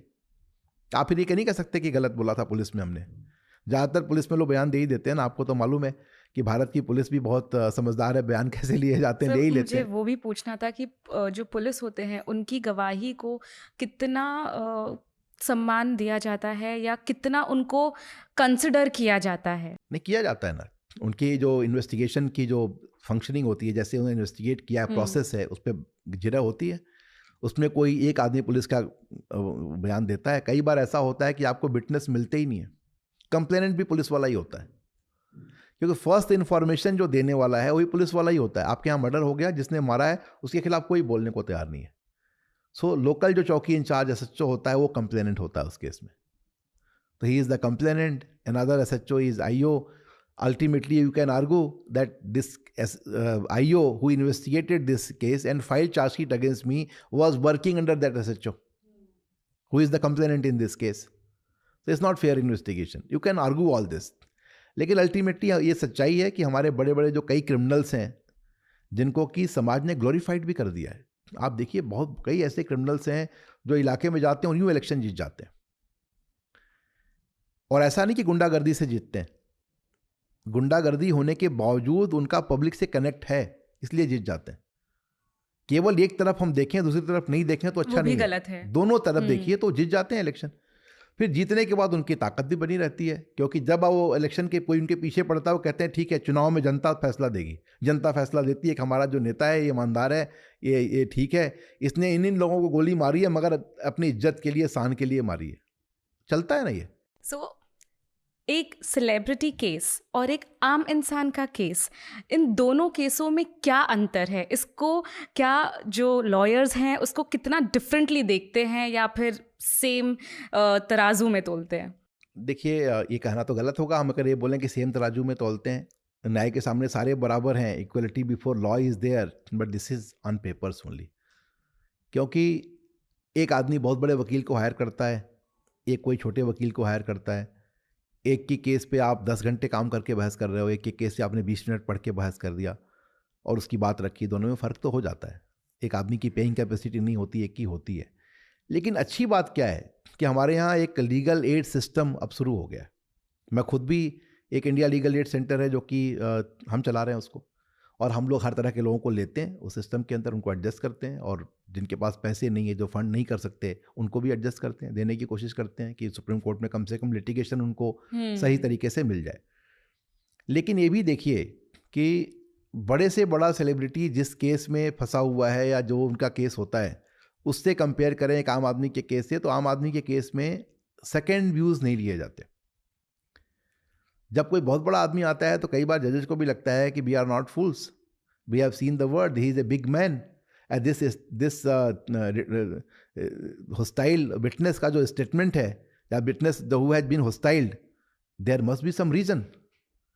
आप एक गरीब आदमी हो, मजदूर हो, आपका विटनेस कहता है हमने देखा नहीं था साहब, तो कोर्ट बोले कि हाँ यार क्या है इसमें, हो सकता है सही हो। मगर अगर यही केस किसी बहुत बड़े फिल्म स्टार का, बहुत बड़े इंडस्ट्रियलिस्ट का हो, लोग बोलेंगे देखो साहब खरीद लिया होगा गवाह को। तो आपको वकील तो बड़े रख सकते हो, मगर आपकी बहुत सी डिफेंस आपकी चली जाती है, क्योंकि कोर्ट भी आपको अलग तरह से देख सकती है। और मुझे लगता है कि जैसे मीडिया है, इन्फ्लुएंस नहीं होता। हम सारे लोग यही बहस कर रहे होते हैं कि मीडिया ट्रायल होता है, मीडिया के अंदर की जो रिपोर्ट्स हैं उससे फ़र्क पड़ता है, नहीं होना चाहिए, रोकना चाहिए। और फ़र्क इस मान लीजिए कोर्ट में नहीं भी पड़े, हमारी पर्सनल लाइफ में तो पड़ता है। पर्सनल लाइफ में तो पड़ता है सर। गाँव वाले, पड़ोस वाले, आमने सामने वाले, आपके उठने बैठने वाले, वो तो नज़र रखते हैं आपके ऊपर, वो तो बोलते हैं कि इनके बारे में ये छपा है। आपको इसलिए बहुत ज़रूरी है सबसे पहले कि आप, हमारे लिए खैर हमारे वकीलों के लिए तो सेलिब्रिटी का केस है तो 5 बार कॉन्फ्रेंस करना चाहे तो 5 बार हम करेंगे। कोई चार्ज कर रहे हैं उनको, आप 1 घंटे का उनको 1 लाख रुपए ले रहे हो, तो अगर उनको 10 बार मिलना है 10 बार आप मिलोगे, पैसे तो ले रहे हो आप उनको। 1 घंटे का 1 लाख से लेकर के 10 लाख तक लेने वाले लोग हैं जो कॉन्फ्रेंस के लेते हैं। फिर आप मैटर अपीयर करते हो, वहाँ भी आप 1 लाख से 5,000 से लेकर के और 3 करोड़ 4 करोड़ तक की फीस अब चलने लगी है, तो आप करते ही हो। सर हमारे जो हाई प्रोफाइल केसेस रहे जी हैं, पॉलिटिक्स, जी। सेलिब्रिटीज, तो मीडिया ट्रायल का कितना प्रभाव पड़ता है? नहीं पड़ता है फ़र्क।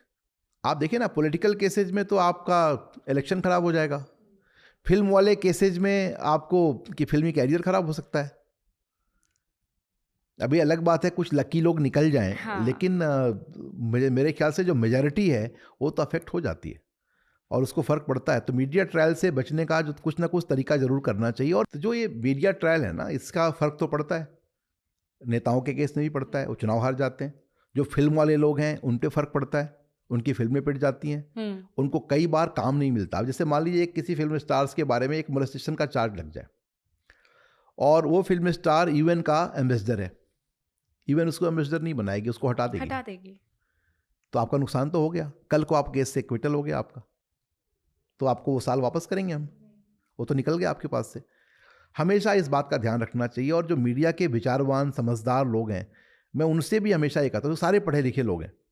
आपको जर्नलिज्म के फील्ड में कम से कम कोई ऐसा नहीं मिलेगा जो पढ़ा लिखा नहीं हो। बाकी फील्ड में मिल सकता है, जर्नलिज्म में, वकालत में, इंजीनियरिंग के फील्ड में, वहाँ तो आपको कम से कम मिनिमम क्वालिफिकेशन तो है कि लिखना आना चाहिए, बोलना आना चाहिए, पढ़ना आना चाहिए, आप समाज के को समझना आना चाहिए। और मीडिया समाज का आईना है कि आप कोई ऐसी गलती ज़रूर मत करो। कोई ना कोई पॉलिसी आप लोग भी बनाओ, जो आप सरकार से उम्मीद करते हो वो आप भी करो, ताकि किसी की ऐसी बदनामी नहीं हो जाए, किसी के खिलाफ ऐसी चीज़ नहीं हो जाए जिससे कि न्याय लेने की प्रक्रिया उसकी रुक जाए। कि this main stream media has been taken over by the brain stream media. I refer you all as a brain stream media, क्योंकि आपने उसको तरीका निकाल लिया, आपसे बातें कर रही हैं, आपका कोई एजेंडा नहीं है। आपका एजेंडा क्या है कि पब्लिक को, एक जो हमारे व्यूअर हैं, जो हमारे श्रोता हैं, उनको सही बात पहुंचे, एक पर्सपेक्टिव उनको मिले जो आप सोचती हैं, और वो पर्सपेक्टिव उनको ले भी सकते हैं, उनको लिखने की आज़ादी भी है, वो लिखते भी हैं उसके नीचे कि आपने सही किया, गलत हाँ। किया, ये चीज़ नहीं है, और आप उसको एक्सेप्ट करते हैं। ये बहुत ही बड़ी बात है। मैं मीडिया से यही उम्मीद करता हूँ कि आप समाज में जो हो रहा है वो दिखाइए, अपने विचार मत थोपिए। कई बार reporting the facts as it is really very important then giving and adding your opinion.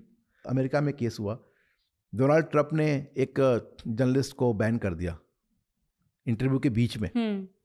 उन्होंने कहा कि आप हमारा इंटरव्यू नहीं करोगे, I don't want to see you here. वो जर्नलिस्ट को ने कहा हम नहीं जाएंगे यहाँ से, हम यहीं रहेंगे, it's my duty, I have to be here. He said no, I will not talk to you, and he had to leave that day, and he came with a notification and order that this man will not be allowed inside the campus. मान लीजिए India में होता तो क्या होता, journalist की नौकरी चली जाती निकाल देते। वहाँ क्या हुआ, newspaper and magazine they approach circuit court, high court approach किया, हाई कोर्ट ने ऑर्डर पास किया, उसमें लिखा that the office of president of United states is the work place of the journalist who is going to cover this press conferences and events, and President of United States cannot restrain and he cannot create any impediment in performing his duties, and he started attending those press conferences despite rejected and not desired by the President of United States. He is the most powerful man of the world, and despite he sitting in the office passing an order that this journalist will not be allowed, the same journalist kept reporting of his entire press conferences and his tenure. So, हमारी जो आम जनता है उनको इस बात में बहुत दुविधा होती है हमेशा समझने में कि एक लॉयर, एक बैरिस्टर और एक एडवोकेट, ये तीनों में अंतर क्या है, क्या ये तीनों सेम है या फिर अलग अलग रोल्स हैं इनके? देखिए, लॉयर तो वो हो गए जिन्होंने लॉ की एजुकेशन पढ़ ली, लॉ ग्रेजुएट हो गए तो लॉयर हो गए। हाँ। बैरिस्टर यूके का है, बार स्टैंडर्ड बोर्ड का एग्जाम होता है, वो बैरिस्टर बनते हैं पास होने के बाद। अटॉर्नीज यूएस में बनते हैं, उनका भी एग्जाम होता है। और हमारे यहाँ एडवोकेट्स एक्ट में आप एडवोकेट बनते हो, जो बार काउंसिल कंडक्ट कराती है एग्जामिनेशन। जब आप वकील बन जाते हो और वकील प्रैक्टिस करने की लाइसेंस मिल गई, then you are advocate. Again in these advocates you will find 3 categories. Supreme court में जो ऑन रिकॉर्ड प्रैक्टिस करते हैं, जो फाइलिंग प्रैक्टिसर्स होते हैं, उनको एडवोकेट ऑन रिकॉर्ड कहते हैं, उनका भी एग्जामिनेशन होता है। 5 साल की प्रैक्टिस पूरी करते हैं, 1 साल की प्रिविलेज लेते हैं किसी AOR के साथ में, जो कि 10 साल से ऊपर की प्रैक्टिस वाला हो, फिर एग्जाम देते हैं, पास करते हैं, फिर वो AOR बनते हैं, क्योंकि सुप्रीम कोर्ट की प्रैक्टिस प्रोसीजर को जानते हैं।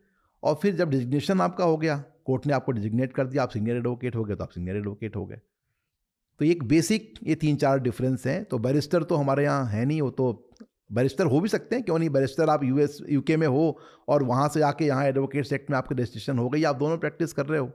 लेकिन आमतौर पे फॉरेन लॉयर्स का इंडिया में अलाउड नहीं है। केवल 2 लॉयर्स हैं ऐसे जो despite being foreign national they are still practising in India, otherwise bar council has restricted. It may not be in the knowledge of bar council, I don't want to name them also because I know and people also know who is from this fraternity, they know.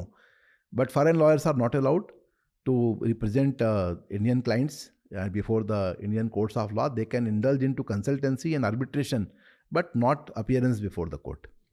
जो high profile लोग हैं उनके लिए lawyer को अपने case पर लाना is sort of easy because they have that much access. पर एक आम जनता, क्योंकि हमारी तादाद, जनसंख्या की तादाद इतनी बड़ी है, वो काफ़ी स्ट्रगल करते हैं एक करेक्ट लॉयर को पाने के लिए, अपने केस के लिए। अधिकतर वो इस बेसिस पे चले जाते हैं कि इन्होंने कह दिया कि ये मेरे जान पहचान वाले हैं, लॉयर हैं, आप इनसे केस लड़वा लो। पर that is the only factor for them to consider. What do you have to say about that? Gayatri, देखिए क्या है ना कि सबकी एक्सपर्टीज नहीं होती लॉ के ऊपर, तो आपको वकील चुनने में तो गलती हो सकती है। लेकिन मैंने तो पूरी संस्था बनाई है इस बात के लिए, जिसके जस्टिस वेंकटचरैया साहब चेयरमैन है। उसकी संस्था को बनाने का पर्पज ही यही है कि आप किसी को अगर न्याय नहीं मिल रहा हो तो जो बेस्ट एडवाइस है हम देने की कोशिश करेंगे। और बहुत से सीनियर एडवोकेट्स जो कि अदरवाइज मान लिए 5.5 लाख लेते हैं, मैंने उनसे बात करके 50,000 रुपये पे उनको तैयार करके रखा है कि भाई आप ये कर देना हमारा। और हम लोग के पास जब कोई पब्लिक लीगल एड के मैटर आते हैं, हम उतनी ही पढ़ाई करते हैं उसमें। ऐसा नहीं कि पैसे के लिए हम आपका केस ख़राब कर देंगे, हम उतनी ही मेहनत करते हैं। कहीं कहीं ये फ़र्क ज़रूर पड़ता है, लेकिन ये भी सही है कि आप जो बोल रही हैं इसको मैं बिल्कुल इत्तेफाक रखता हूँ, एग्री करता हूँ आपकी बात से। ये हमारे सिस्टम की कमी है, क्योंकि जो ऐसे लोग हैं जिनके पास वो रिसोर्सेज नहीं हैं, जिनके पास उतनी समझदारी नहीं है, जिनके उतने कॉन्टैक्ट्स नहीं हैं, वो सही जगह पहुँच नहीं पाते। अदरवाइज आज हमारे देश में एक सिस्टम बन चुका है कि नालसा का, नेशनल लीगल सर्विसेज अथॉरिटी, और सालसा का, स्टेट लीगल सर्विसेज अथॉरिटी, जो कि आपको वकील देते हैं। अगर आप कोर्ट में आ गए और आपने कहा हमारे पास वकील नहीं है, तो हम वकील देते हैं आपको। आपकी इनकम ग्रुप लेकिन नीचे की होनी चाहिए। जैसे हमारे यहाँ एक सुप्रीम कोर्ट ने ऑडिटोरियम बनाया, ऑडिटोरियम बनाया फंक्शंस करने के लिए। अब फंक्शंस आप साल भर में मान लो 6 करते हो, 10 करते हो, 340 दिन, 350 दिन वो जगह खाली होती है। आपने उसके लिए स्टूडियो को मैनेज करने के लिए लगा रखा है, ऑडिटोरियम को स्पीकर है, लाइटिंग का आदमी है, सब लोग हायर कर रखे हैं, तो उसको हम क्यों नहीं दें? आज विज्ञान भवन भी चलता है, पैसे पे जाता है। ये 5 जजेज उस कमेटी में गए, और मैं हमेशा कहूँगा जस्टिस खन्ना जो अभी आज CJI हैं, वो थे उस कमेटी के अंदर, जस्टिस सूर्यकांत थे, जस्टिस गवई अकेले ऐसे जज थे जिनका ये मानना था कि मिलना ही चाहिए। बाकी सब भी उस जगह पे, जस्टिस चंचूड़ भी थे उस कमेटी के अंदर। लेकिन अल्टीमेटली ये जगह मिली, और जगह मिलने के बाद से बार के अंदर एक ओपिनियन बन गई कि जब भी कोई ऐसा इशू आता है तो हम लोगों को तब रेज करना चाहिए जब जस्टिस गवई उस कमेटी में ये होंगे, तो जो काम होने वाला है फटाफट हो जाएगा। एक परसेप्शन बन जाता है। ऐसे जुडिशियल एकेडमी जो होती है, भारत सरकार और राज्य सरकार, फंड तो गवर्नमेंट ऑफ इंडिया का ही है, फाइनेंस मिनिस्ट्री का ही फंड है, जुडिशरी के खाते में ही फंड है। अब जजेज वहाँ ट्रेनिंग कर रहे हैं, और आपकी जो ट्रेनिंग है वो चलो साल के 50 दिन चल रही है मान लीजिए, बाकी दिन तो खाली है। आप लॉयर्स की ट्रेनिंग को नहीं करा सकते। अगर आप उनकी ट्रेनिंग कराओगे आपको ही तो मदद मिलेगी। कई बार जजेस कहते हैं कि we do not get proper assistance from lawyers, but the other question is whether have you any mechanism in which you train the lawyers. Absolutely. आपके पास जगह है, रिसोर्सेज हैं, कमरे बने हुए हैं, आप ट्रेनिंग नहीं दे रहे हो। आप चाहते नहीं हो कि कोई दूसरा है। जो बड़े एस्टेब्लिश्ड लोग भी हो जाते हैं, इसीलिए कहा जाता है कि this profession is profession of second and third generation.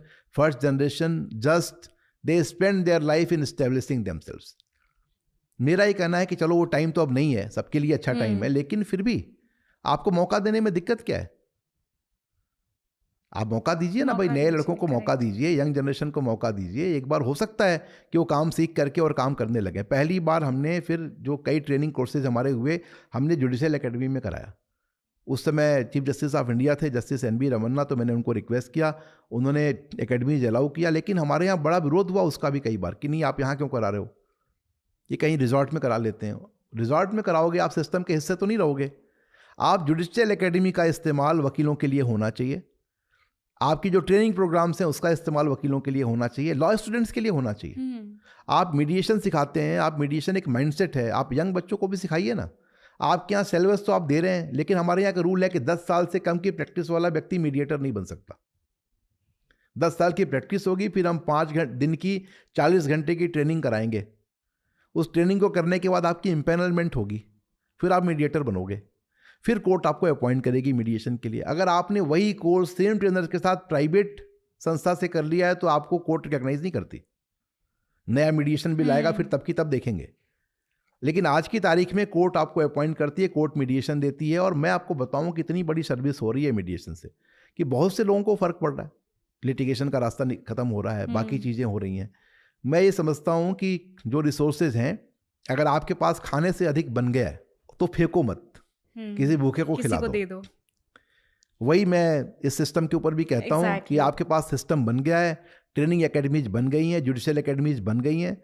अगर आपके बच जाता है, आप 20 दिन 25 दिन 30 दिन की एक्टिविटी के बाद अगर आपकी जगह वो खाली है, तो आप जरा ये जो यंग लॉयर्स हैं, ये जो हमारे लॉ के स्टूडेंट्स हैं जिन्होंने कभी उतनी बड़ी फीस देके उस तरह की पढ़ाई नहीं पढ़ी है, उनको जरा मौका दीजिए, उनको भी सीखने दीजिए, और ये हमारे देश के ही काम आएगा। रिसोर्सेज तो देश के ही हैं, बिल्डिंग बन गई तो आप यूज़ करो ना उसको। एग्जैक्टली मुझे ये भी पूछना था कि लॉयर्स का कितना योगदान होता है एक नेशन को फॉर्म करने में और एनहांस करने में।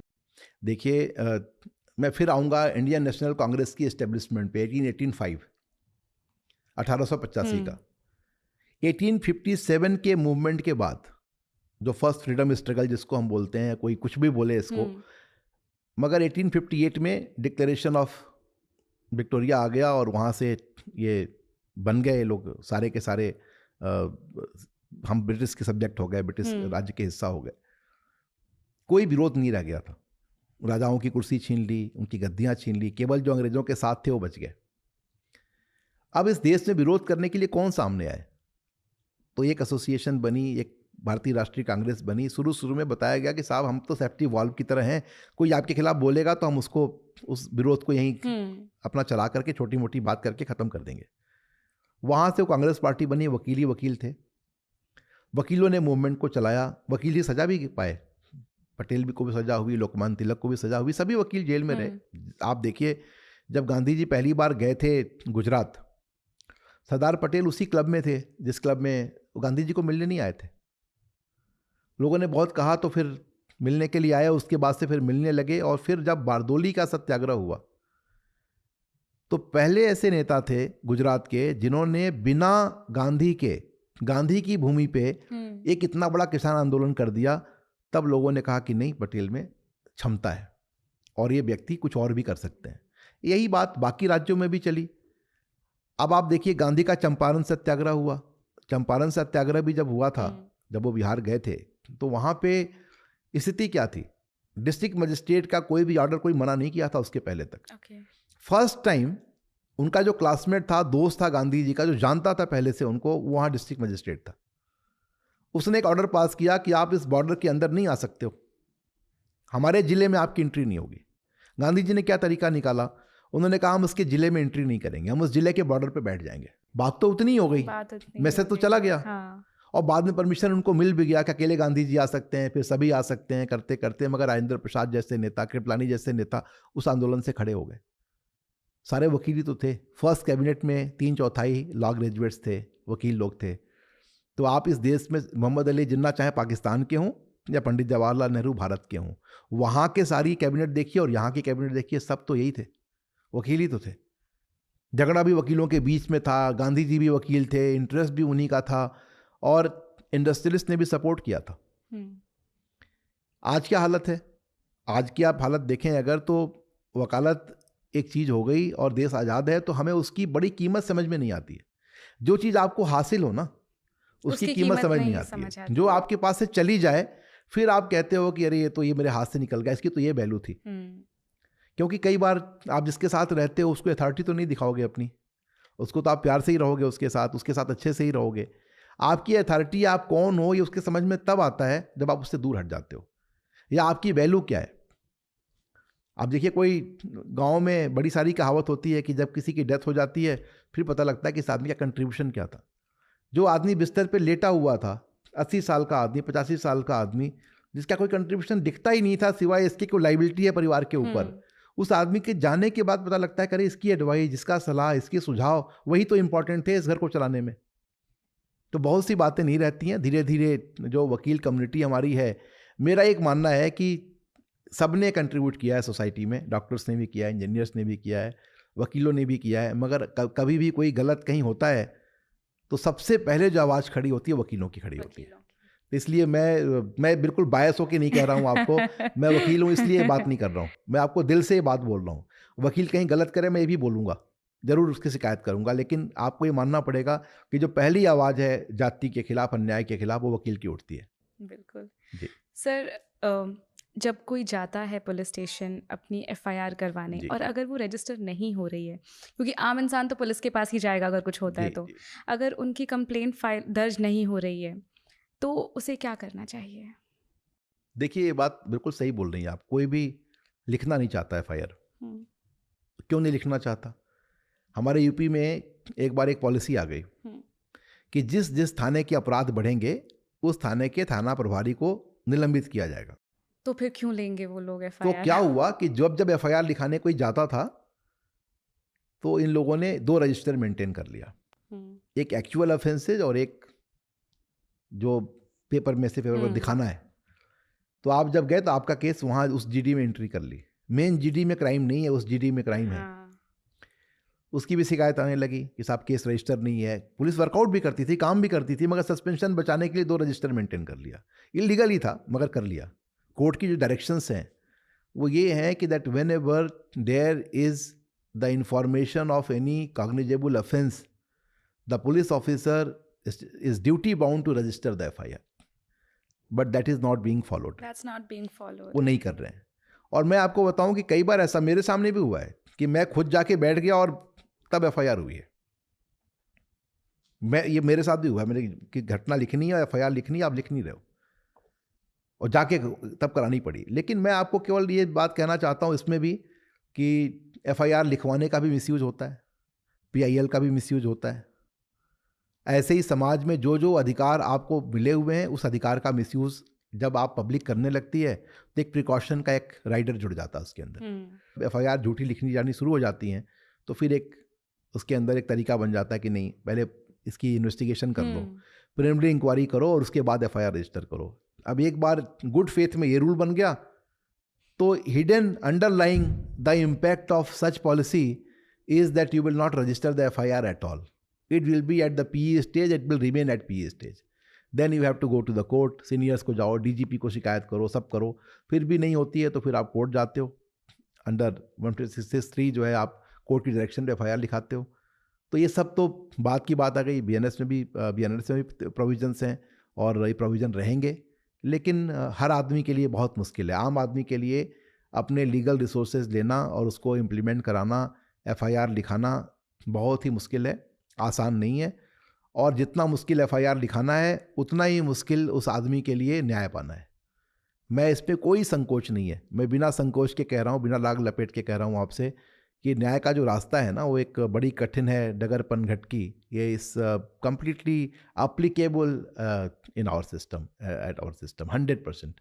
ये मुश्किल है और मैं इसको स्वीकार भी करता हूँ और बड़े दुख के साथ स्वीकार करता हूँ कि अभी तक कोई सिंसियर एफर्ट्स नहीं हुए हैं इसको ठीक करने के लिए, और वो एफर्ट्स करने पड़ेंगे। सर क्या किया जाए उसके लिए? मैंने आपको बताया जैसे कि आप जुडिशरी में जो ऑफिसर्स उनको अपॉइंट करिए। आप जैसे कि अभी हर थाने के बाहर एक बोर्ड लग गया, डायरेक्शंस भी आ गई ह्यूमन राइट्स कमीशन की कि आप क्या राइट्स हैं आपके, नागरिकों के, गिरफ्तार व्यक्ति के क्या अधिकार हैं वो आप लिखो। वरना अब एक राज्य की कहानी बताता हूँ आपको, आप सुनेंगे समझ जाएंगे, खैर मैं आगे बोलना नहीं चाहता कुछ ज़्यादा। वहाँ पर एक रेट फिक्स है पुलिस ऑफिसर्स में, क्योंकि वहाँ पे कोई क्राइम करते पकड़ा जाएगा तो उसके वो पैर में कहीं गोली मार देंगे, पैर तोड़ देंगे उसका। अब वो टिपिकल एक वर्ड है कटोरी, जो घुटने टखने के ऊपर गोली मारने का अलग रेट है और उसके नीचे मारने का अलग रेट है।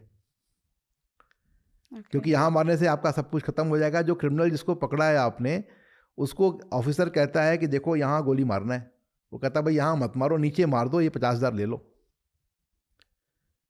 ये भी एक परंपरा है, ये भी चल रहा है। गोली किस जगह मारे इसका भी पैसा है। तो आप देखो सिस्टम तो ओवरऑल फेल होता है जब फेल होता है तो, और सिस्टम की सक्सेस भी ओवरऑल होती है, केवल लॉ से हल नहीं निकलेगा। अंबेडकर जी ने कहा था कि हम संविधान भारत को दे रहे हैं, बड़ा अच्छा संविधान है, मगर ये भी एक सच्चाई है कि अच्छा से अच्छा संविधान हो, बुरे लोगों के हाथों में पड़ जाए ये बुरा हो जाएगा, और बुरा से बुरा संविधान हो, अच्छे लोगों के हाथों में चला जाए तो अच्छा हो जाएगा। हाँ। तो बिल्कुल उतनी सी बात है। अब ये आपकी इनकाउंटर का रेट अलग, नहीं मारने का रेट अलग, घर गिराने का रेट अलग, नहीं गिराने का अलग, तो उससे करप्शन भी बढ़ता है। एक लेवल पे आने के बाद चेक करना मुश्किल हो जाता है। अगर ये पावर किसी को आप दे पल्यूट हो जाता है तब तक। हाँ। अगर ये आप दे भी रहे हो तो बहुत सोच समझ के दो, ऐसे आदमी के हाथ में दो, ऐसे 2-4 लोग 3 लोग जिनकी कमेटी बने, जो देखें, बताएं क्या कार्रवाई करनी है उसको तय करें। फिर भी कभी भी आप जस्टिफाई तो नहीं कर सकते कि किसी को पकड़ के उसके पैर में गोली मार दो आप, और आप उसके अंदर लिख दो कि गिरफ्तारी के लिए आवश्यक बल प्रयोग किया गया। ये तो कानून परमिट नहीं करता आपको, लेकिन ये चल रहा है। सुप्रीम कोर्ट का भला हो जिसने कई मामलों में डायरेक्शन दिया और बहुत ही कड़ा रुख अख्तियार करता है। हर राज्य में ह्यूमन राइट्स कमीशन है, मगर क्या ह्यूमन राइट्स कमीशन तो क्या करोगे, आप अपॉइंट होते हो, आपके पास टीम नहीं है, इन्वेस्टिगेशन की विंग नहीं है। जस्टिस वेंकट चलैया साहब के टाइम में फर्स्ट टाइम इन्वेस्टिगेशन की विंग प्रॉपर हुई, जहाँ एसपी डीआईजी का अपॉइंटमेंट हुआ था ह्यूमन राइट्स कमीशन में, उसके पहले नहीं थे। आपके पास लोकपाल है, लोकपाल पुलिस नहीं बनी है, लोकायुक्त है, लोकायुक्त पुलिस नहीं बनी है। कई स्टेट में है, कर्नाटका में है, लेकिन कई जगह नहीं भी है। तो आपको जब सिस्टम कोई लाते हो तो एक पूरा बनाना पड़ेगा, और कानून के रास्ते में फिर अपना पराया नहीं है। जो एक आंख पे पट्टी बंधी हुई तस्वीर आती है, उस तस्वीर का मतलब केवल इतना होता है कि हम अपना पराया नहीं देखेंगे। हमें जब कार्रवाई करनी है तो हम कार्रवाई सबके लिए वैसी ही करेंगे जैसी हम किसी और के लिए कर रहे होते। वो परंपरा चलनी शुरू हो जाए धीरे धीरे, वो भी होगा। मैं हर बात में धीरे धीरे इसलिए कहता हूँ कि स्पीड नहीं है। हाँ। जो स्पीड होनी चाहिए, और we are not satisfied with the speed, and hopefully and by the grace of God, if it happens, that will be a wonderful day, and that will be a kind of establishment for the true democracy in India. Sir, we see कि हमें क्या कहा जाता है कि गीता पर हाथ रखकर कसम खाइए, तो what is the whole idea behind this? अब देखिए, ये बड़ी आपने ऐसी बात की है, मैं हमेशा बोलता हूँ इसको।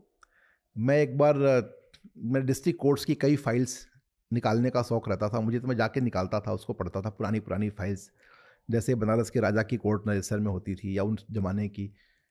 क्या होता था कि जिसने गीता पे हाथ रख लिया, कुरान पे हाथ रख लिया, बाइबल पे हाथ रख लिया, वो अपराध किया है अगर, और सबूत कोई नहीं है, और वो बिल्कुल बच के जा रहा है, तो केवल हाथ रखने की वजह से उसने सच बोला और सजा हो गई उसको। जो ईश्वर का डर है ना, उससे बड़ा कोई डर नहीं होता है। लेकिन जब आदमी धर्म से नहीं डरेगा तो फिर वो कुछ भी कर सकता है।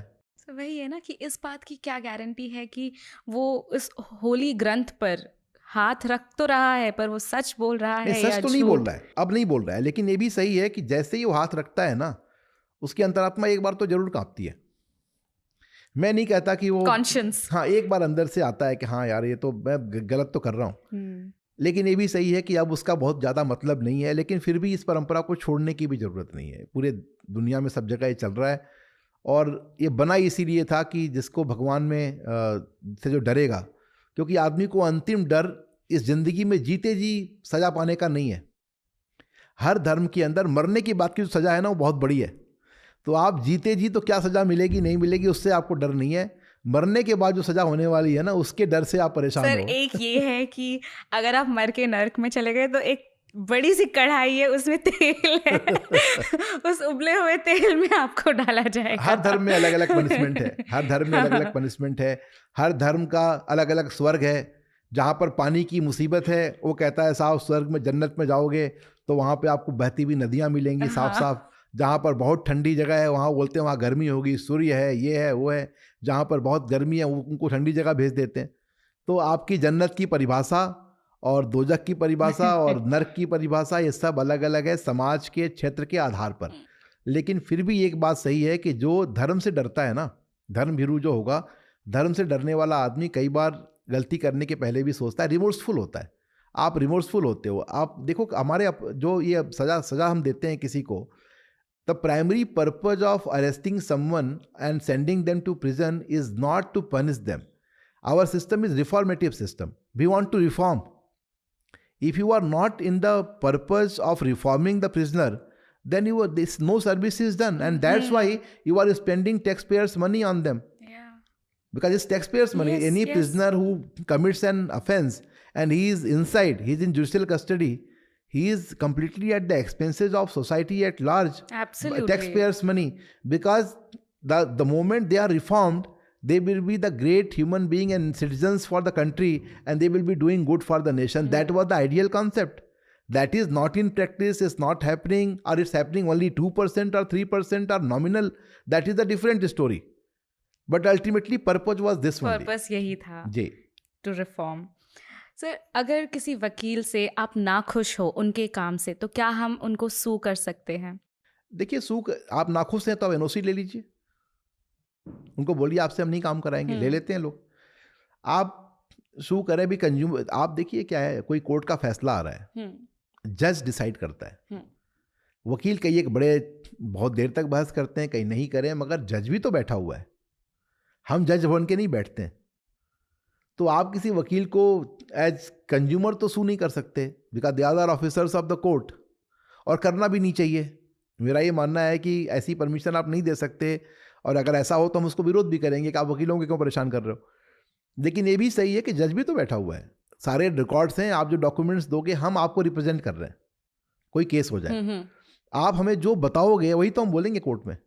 और अगर आपने हमें जो नहीं बताया तो हम कैसे बोल सकते हैं? और हमने जो लिखा है आप देखते ही हो, आपके ही साइन होते हैं उसके ऊपर।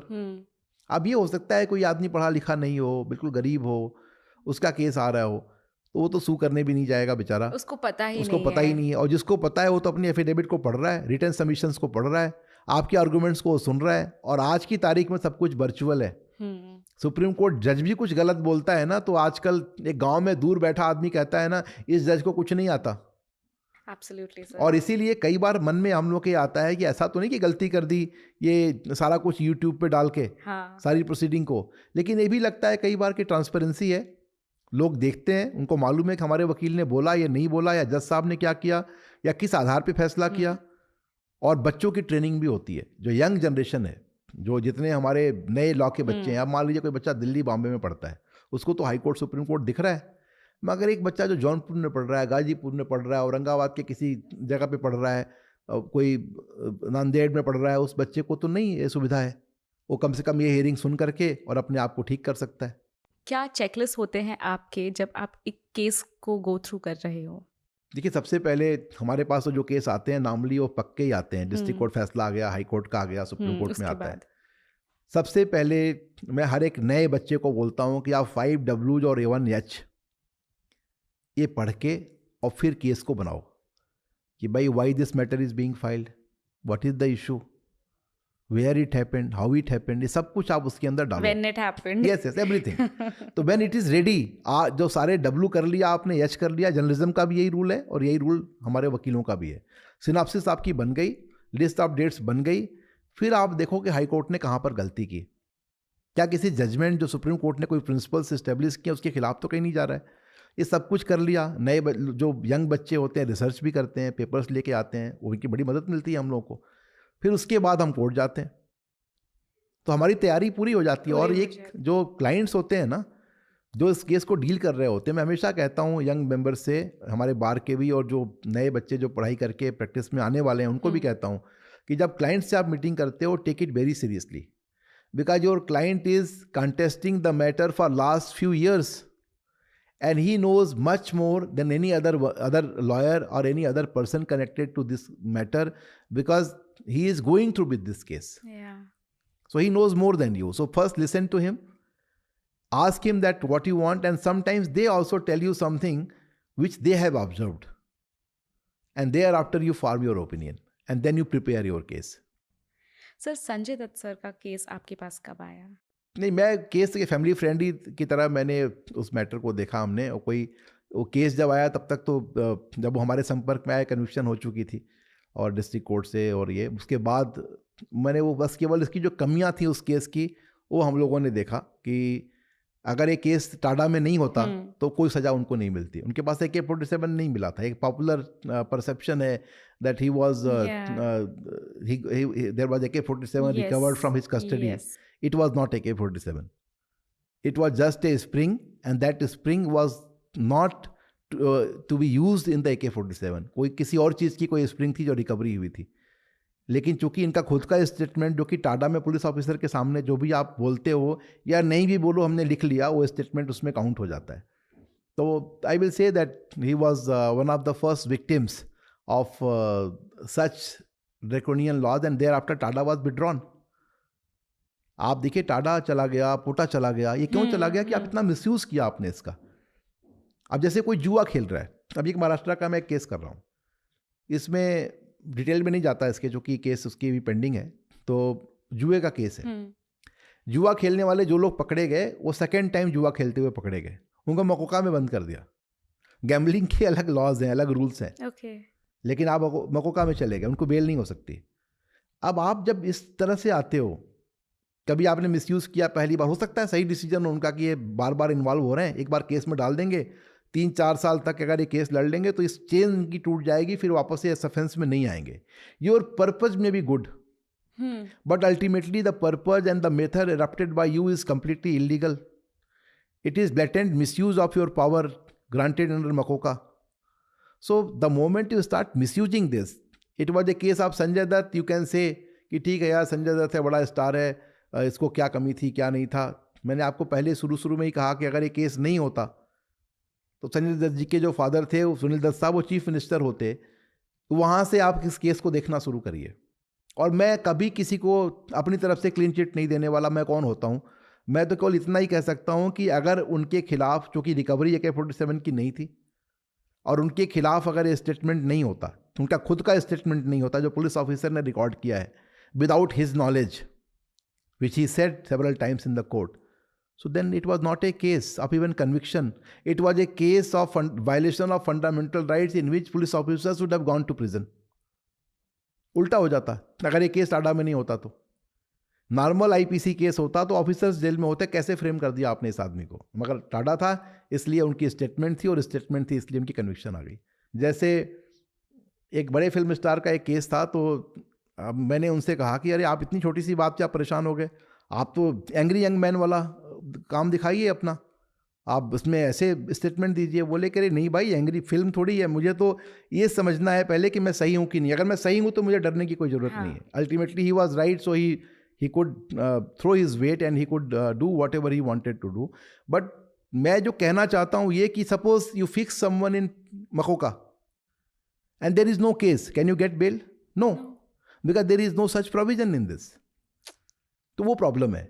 इसलिए पुलिस ऑफिसर्स को भी बहुत ही केयरफुली, आप जब आप किसी के खिलाफ केस लगा रहे हो तो आपको ये मानना चाहिए कि उसी because of misuse several special laws which were brought to tackle terrorism did not survive, like POTA and TADA. So I don't want that any law which you feel that is necessary to tackle organized crimes are repealed because of the misuse of your power, misuse of that particular law. So don't do it. This is my advice to almost most of the law enforcing agencies who are into the implementation of law. And because of such implementation, even if it is being done in a good faith, but the process is illegal and not made for the purpose for which you are applying, you should restrain yourself. Yeah.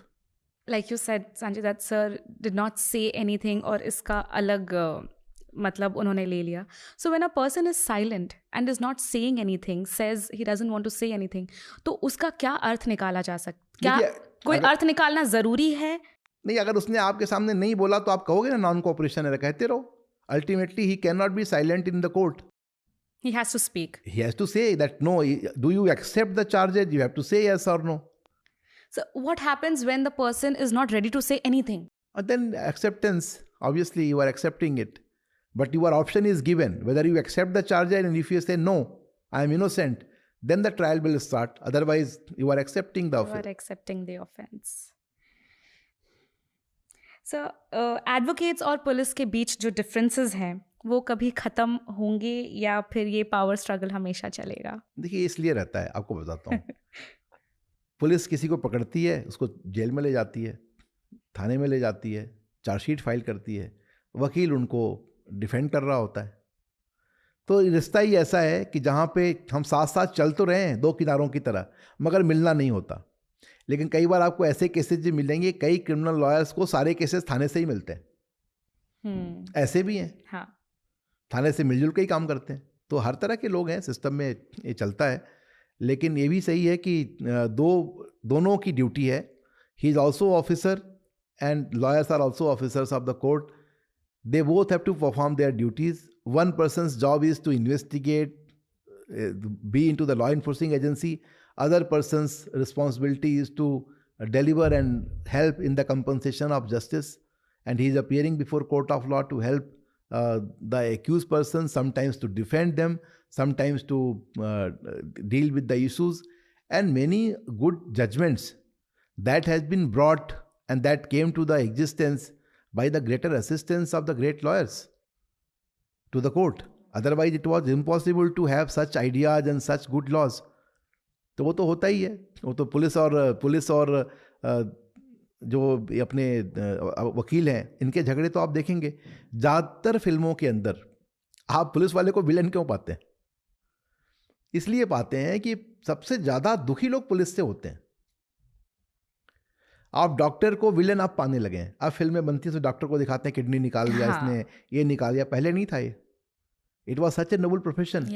But you will not find a single primary school teacher who is the villain in A movie, क्योंकि बच्चा है ना, pure है, उसको अच्छा ही दिखता है। हाँ। आप कौन देख रहा है आपको, किसके लिए आप कर रहे हो, कब कर रहे हो और क्यों कर रहे हो, ये अगर तय हो जाए और ये आप ऑब्जर्व कर ले तो आप बता सकते हैं कि आदमी सही है, गलत है। और नजरिए की बात है। बिल्कुल बिल्कुल नजरिए की बात है। ये भी कहते हैं कि पुलिस और वकील से दोस्ती भी भारी पड़ती है। तो लोग कहते ऐसा हैं, लोग कहते हैं, सही आपकी बोलते क्या हैं। मान्यता है? देखिए, इस मेरा पर? ये मानना है कि हमारा जो समाज है वो इन्हीं लोगों से मिलके बनता है। हर समाज में अच्छे और बुरे लोग हैं। साधु संत भी जेल में हैं और कई कैदी भी साधु संत से अच्छा जीवन जी रहे हैं। तो दोनों तरह के लोग हैं। मैं हमेशा ये कहता हूँ कि कब कौन किस परिस्थिति में आपको मिले वो ज़्यादा महत्वपूर्ण है। हमारे देश में कबीर जैसे राइटर हुए, कबीर जैसे पोएट हुए, जो कि जुलाहा के बेटे थे और कपड़े बिनते थे और इतने बड़े संत हुए। और हमारे देश में रसखान साहब थे। Despite being Muslim, he was one of the greatest writer, greatest poet, जिन्होंने कृष्ण की भक्ति के ऊपर किताबें लिखी। हमारे देश में हर तरह के लोग हुए, लेकिन कौन किस वातावरण से निकल के आ रहा है वो इम्पोर्टेंट है। वो इम्पोर्टेंट है और उससे ही तय होता है। तो मेरा ये कहना कि वकीलों से दोस्ती दुश्मनी दोनों बुरी है, ये तो ठीक नहीं है। मैं तो कह रहा हूँ खूब दोस्ती रखिए और हम लोगों से दोस्ती रखेंगे आप। जैसे मैं अपने दोस्तों से पैसे नहीं लेता। अच्छा। मैंने कभी भी किसी आदमी को जिसको मैं जानता रहा हूँ पहले से, उससे आज तक पैसे नहीं लिए, फीस नहीं लिए। That's a noble deed. और मैंने, यही एक बड़ा रीज़न है कि हम जानते हैं आपको पहले से, आपसे कैसे फीस ले सकते हैं, हम लेते ही नहीं।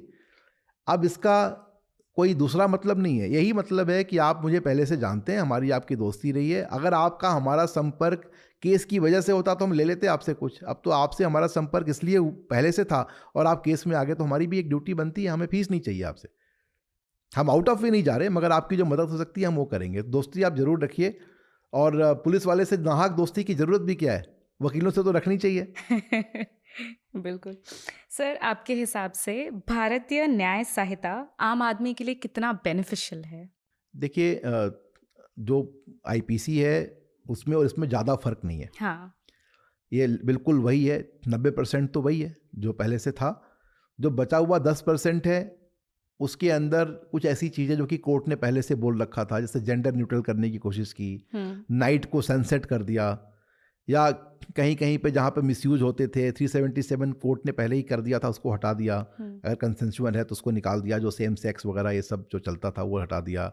एडल्ट्री को हटा दिया, कंसेंशुअल है तो वो हटा दिया। डिवोर्स का ग्राउंड तो हो सकता है वो, लेकिन बाकी चीज़ें हट गई। तो ऐसे जो आज का जो समाज है सोशल मीडिया से रिलेटेड कर दिया कि एनी डॉक्यूमेंट डिजिटल और actual, otherwise earlier you could have charge only on digital ground. ऐसे ही सेडिशन का सेक्शन हटा के मगर बाकी उसको ब्रॉडर मीनिंग में लेके आ गए। तो ये 5-6 चेंजेस जो बड़े हैं, मेजर हैं, वो दिख रहे हैं। बाकी इलेक्ट्रॉनिक एविडेंस रिकॉर्ड पे आप ला सकते हो, वरना पहले क्या था जब ये एक्ट बना था, अब ये तो आईपीसी बननी शुरू हुई थी 1831 से, और फर्स्ट जो रिपोर्ट आई थी पुलिस कमीशन की और लॉ कमीशन की, उसकी रिपोर्ट के बाद ये करते करते मैकाले ने, जब मैकाले की डेथ हो गई 59 में, तब 60 में जाके उसके मरने के 9 महीने बाद ये आईपीसी लागू हुई है। जीते जी नहीं लागू हो पाई थी, हर बार रिफॉर्म होते होते होते तो उसको इंडियनाइज कर दिया था।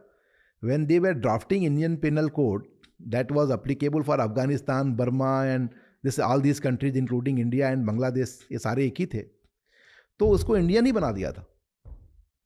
करीब 30 साल की जो मेहनत थी, वो 30 साल के अंदर इसको अमेंड कर करके इंडियन बना दिया था इसको। तो आपका ये कहना कि अब ये जो चेंजेज आप करें, मगर अब कई चीज़ें बंद ही हो गई ना। अब जैसे फेसबुक का ज़माना है, हर एक के पास इंटरनेट है, और ये कानून में था ही नहीं कहीं पे, तो इसको डाल दिया कि अगर आपने पोस्ट डाला है that is also a kind of document, it has to be establish your post. तो जो आज की जो मॉडर्नाइज करने की ज़रूरत थी वो कर दिया। गैंग रेप की जो सेक्शन से थोड़ी स्ट्रिंजेंट कर दिया। ऐसे ही कई ऐसे ऑर्गेनाइज क्राइम थे जो कि केवल उस पर्टिकुलर मकोका में और इन सब में जा सकते थे, अब आईपीसी में, मतलब न्याय संहिता जो है, इसमें भी आप डील कर सकते हैं, तो वो चीज़ कर दी।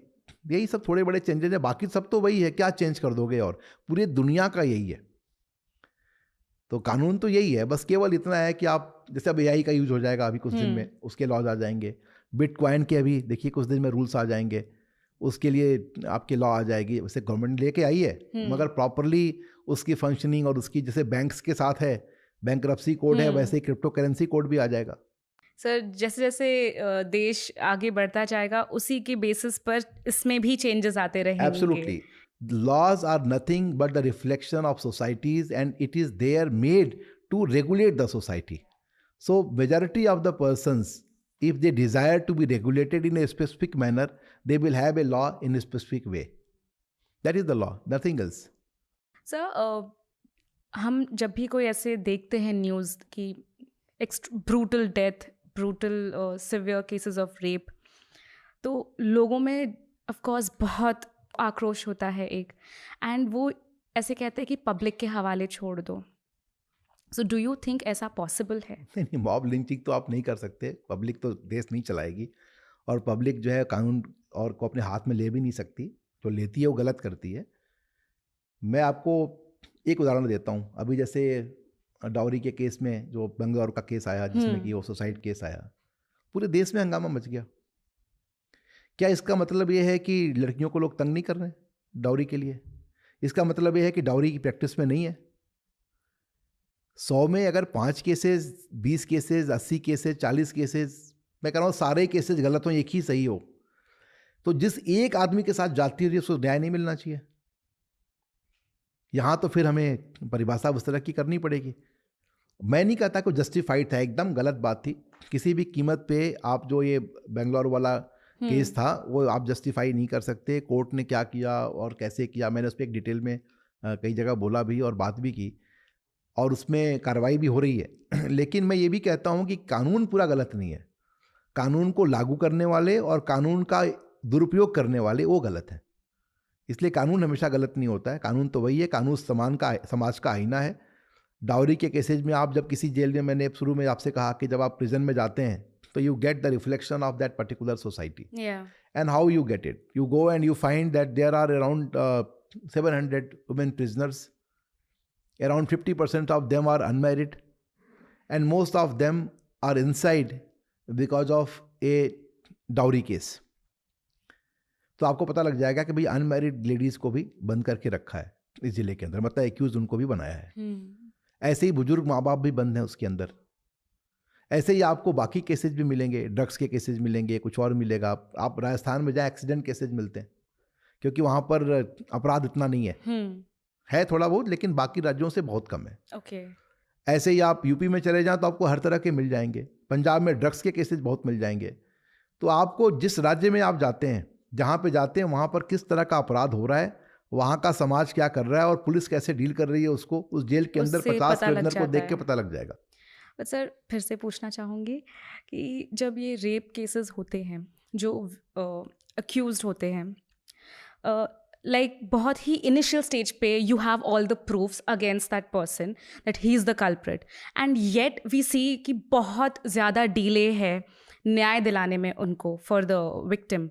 तो ऑफकोर्स लोगों में गुस्सा रहेगा कि अब तक क्यों नहीं हो रहा है, and somewhere because of that delay बाकी जो लोग हैं उनमें ऐसा लगता है कानून, the law is very weak, ऐसा एक रिफ्लेक्शन जाता है, and they don't get scared, वो फियर उनमें नहीं है। So what has to be done on that, उसके लिए क्या किया जाए? अब देखिए, आप जो बोल रही है ना, जब बहुत से ऐसे केसेज मिलते हैं where a person who has killed the relative of a person is being killed in police custody in the court premises by the victim's family. ये ऐसे केसेज बहुत आ गए, 5-7 केसेज हो गए इधर 1 साल के अंदर अंदर। ये क्यों होता है? आपको जब लगे कि कानून में भरोसा ही नहीं है तो उसने कहा कि नहीं, हमें ही करना पड़ेगा, और ये हुआ है। मेरा ये मानना है कि जो सेंसिटिव केसेज हैं उनकी स्पीड अप कर देना चाहिए। जैसे आपने बना दिया कि 10 साल से ऊपर की कन्विक्शन के जो केसेज हैं, जैसे आपकी किसी से मारपीट हो गई, गाली गलौज हो गया, उसने गलत आपके साथ किया, मगर उसका केस 5 साल बाद भी सजा मिले तो चलेगा। किसी ने मर्डर किया है, रेप किया है, गैंग रेप किया है, फैमिली को पूरी मार दिया है, उन केसेज को तो प्रायोरिटी पे ले लीजिए, उनको ख़त्म करिए, कन्विक्ट करिए। लोगों को पता लग जाएगा कि भाई बड़े केसेज में तो फटाफट कन्विक्शन हो रही है, और पुलिस भी सीरियस है, प्रोसिक्यूशन भी बहुत ही वो कर रही है, क्योंकि ट्रायल में भी चलता है लंबा टाइम। अब एक पुलिस ऑफिसर सपोज इन्वेस्टिगेट किया केस को, आपने अरेस्ट किया, दूसरे ने इन्वेस्टिगेट किया, तीसरे ने चार्जशीट फाइल की। ट्रायल पे जब केस आया तो 9 साल बीत चुके हैं, उसमें से 4 आदमी रिटायर हो गए। अब आप उनको समन्स भेजते हो, वो बूढ़े लोग हो चुके हैं, they are 70+, 72, 73, sometimes they are in hospital, sometimes something else is there, they may turn up, they may not turn up, ultimately you issue warrant, whatever, but they come to the court and you ask something, but they are not with the hold of the facts. हमने 20 साल पहले कुछ किया investigation, हमें याद नहीं है, हम कहते हैं फाइल दिखाओ, देखा, स्टडी किया, समझा, कुछ बोला, लेकिन पूरी बात नहीं मालूम है। अगर आप इनको स्पीड अप कर दें कि 4 महीने के अंदर अंदर तो इसमें पूरी सुनवाई खत्म हो जाएगी, तो ऐसे केसेज में ऑफिसर भी वही है, फैक्ट्स भी वही हैं, विटनेस जो एक्यूज है वो जेल में है, तो विटनेसेस को इन्फ्लुएंस भी नहीं कर पाया। अदरवाइज क्या होता है, suppose you are innocent but you are inside the prison, so because trial is pending and witnesses has not been examined, so you are not being granted bail, so your fundamental right of your personal liberty is being curtailed, you are being harassed despite being innocent. So in both ways it's not good. So all these heinous offenses where the conviction is above 10 years or in the ambit of 10 years, those cases should be given priority, and there should be special courts, there should be retired officers to record the statements and cross-examination and everything, and ultimately courts should be working with the speed to deliver the justice. ये होना चाहिए। Sir, this brought another question to my mind. Like you said, बंदा prison में है, he or she is innocent, and it has taken a lot of years. फिर वो बंदा बाहर निकलता है, but उतने साल तो चले गए. So what does our judiciary system do for that? देखिए, मैं हमेशा कहता हूँ कि जब आपने किसी आदमी के वैल्यूएबल ईयर्स को लिए हैं और आपने उसको हैरेस किया है, अगर केस झूठा है तो झूठा केस बनाने वाले के खिलाफ भी उन्हीं सेक्शंस में केस चलाओ, तब जाके इसका मिसयूज रुकेगा। But is this, I mean, I don't know, is this applicable or you are suggesting? It's not applicable. They have to bring a law like this. I am framing you in some case, and that case is completely baseless, false, and it is just a malicious prosecution. In those cases, how can a person who has wasted his 5 years, 6 years of valuable times, which was not only for him but for his family and friends, you have to deal with such issues. And to protect in the democracy what we are doing, this is the rule, this is the governance by the people, for the people, of the people. If that is the primary concept, in order to protect that fundamental of democracy and fundamental of justice, you have to come with a preposition, come with a new law, where you have to establish that if there is certain things, certain matters Suppose benefit of doubt is all right. In some cases, doubt is created and accused gets scot-free. He goes out of prison. But if the court finds it completely malicious prosecution, baseless and false, then obviously the officer, the investigators, the complainant, they should be punished. Not only misconduct, not only departmental inquiry. They should be facing the same term what the other person has suffered. Right. And for that, government must do something. That is my just a suggestion. That is my idea. Yeah. And I seriously feel that the moment you start doing this, you take it from me, the misuse will be completely under control. I am not saying it will be 100% banished, Of course, but it will be under control. क्या uniform civil code judiciary और society के लिए एक game changer होगा या ये एक unnecessary debate है? देखिए, कुछ भी यूनिफॉर्म तो होता नहीं है. जैसे हमने आपसे कहा कि equality before law is your fundamental right, but all the citizens are not equal before law. So similarly, the Uniform Civil Code is a very good concept. But whether you want to apply it uniformly, then are you going to finish all the personal acts? अब Hindu code है, Hindu law है, मुस्लिम personal law है, बाकी communities को आप deal कर रहे हैं, इवन सिख लोग भी अपने हिंदू एक्ट में कवर हो जाते हैं. लेकिन आप ओवरऑल जब तक कोई एक यूनिफॉर्म तरीका नहीं बनाए सबके लिए बराबर, because every code and every special act has some advantages and some disadvantages. If you make it same for everyone, then you will realise कि भाई ये जो बनाया हमने ना, ये उनको सूट नहीं कर रहा है. ये सेक्शन तो इनको सूट कर रहा है मगर ये इनको सूट नहीं कर रहा है. ये बी को कर रहा है मगर डी को नहीं कर रहा है. फिर अल्टीमेटली वही हो जाएगा. जहाँ तक जो हमारे 6 शेड्यूल के स्टेट हैं, जो ट्राइबल स्टेट्स हैं, वहाँ पर कस्टमरी लॉ चल रहा है. वहाँ हमें उनको प्रॉमिस करके ही हम आए थे. जैसे आप नागालैंड में चले जाएं आज, और आप कहीं भी गाड़ी से जाएं तो आप पाएंगे कि जगह जगह वहाँ पर पत्थर लगे हुए हैं कि we are not Indians, we are Nagas. ये भी लगा है कि this territory does not fall in the territory of India. जगह जगह लिखा है, खुलेआम ही लिखा है, सब जगह लगा हुआ है. लेकिन इसका मतलब ये नहीं कि वो नहीं है. वो तो ठीक है, हमारे हैं और हमने रास्ता निकाला है, बीच का हमारे पास हैं वो लोग.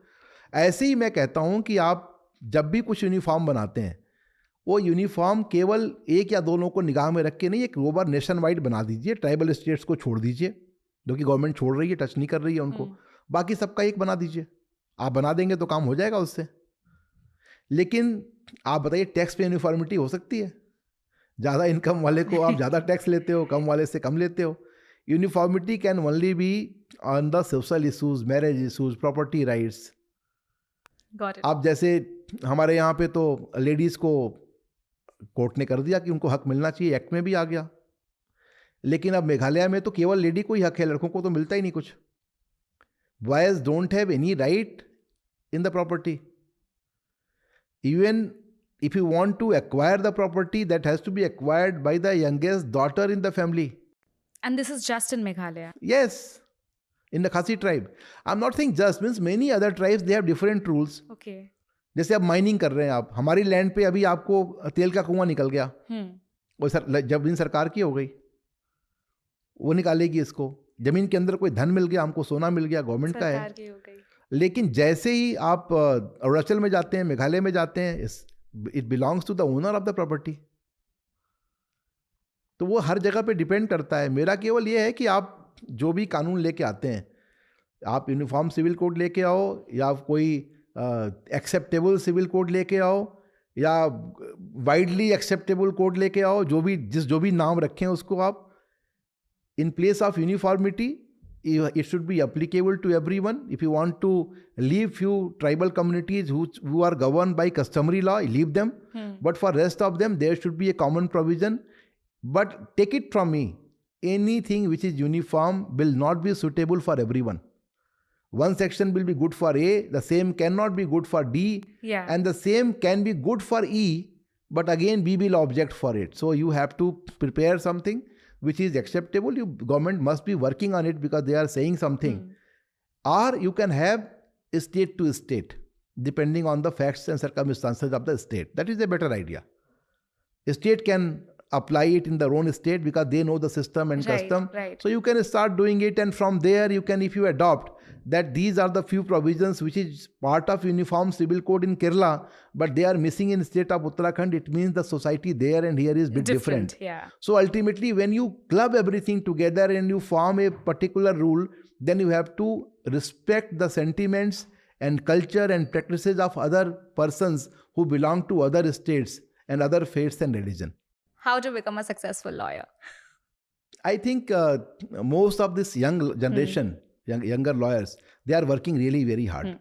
In our profession, first 5 years is a bit difficult. I always say this. And if you survive by 5 years, you always keep one fact in your mind, that books are your best friend. Books you require.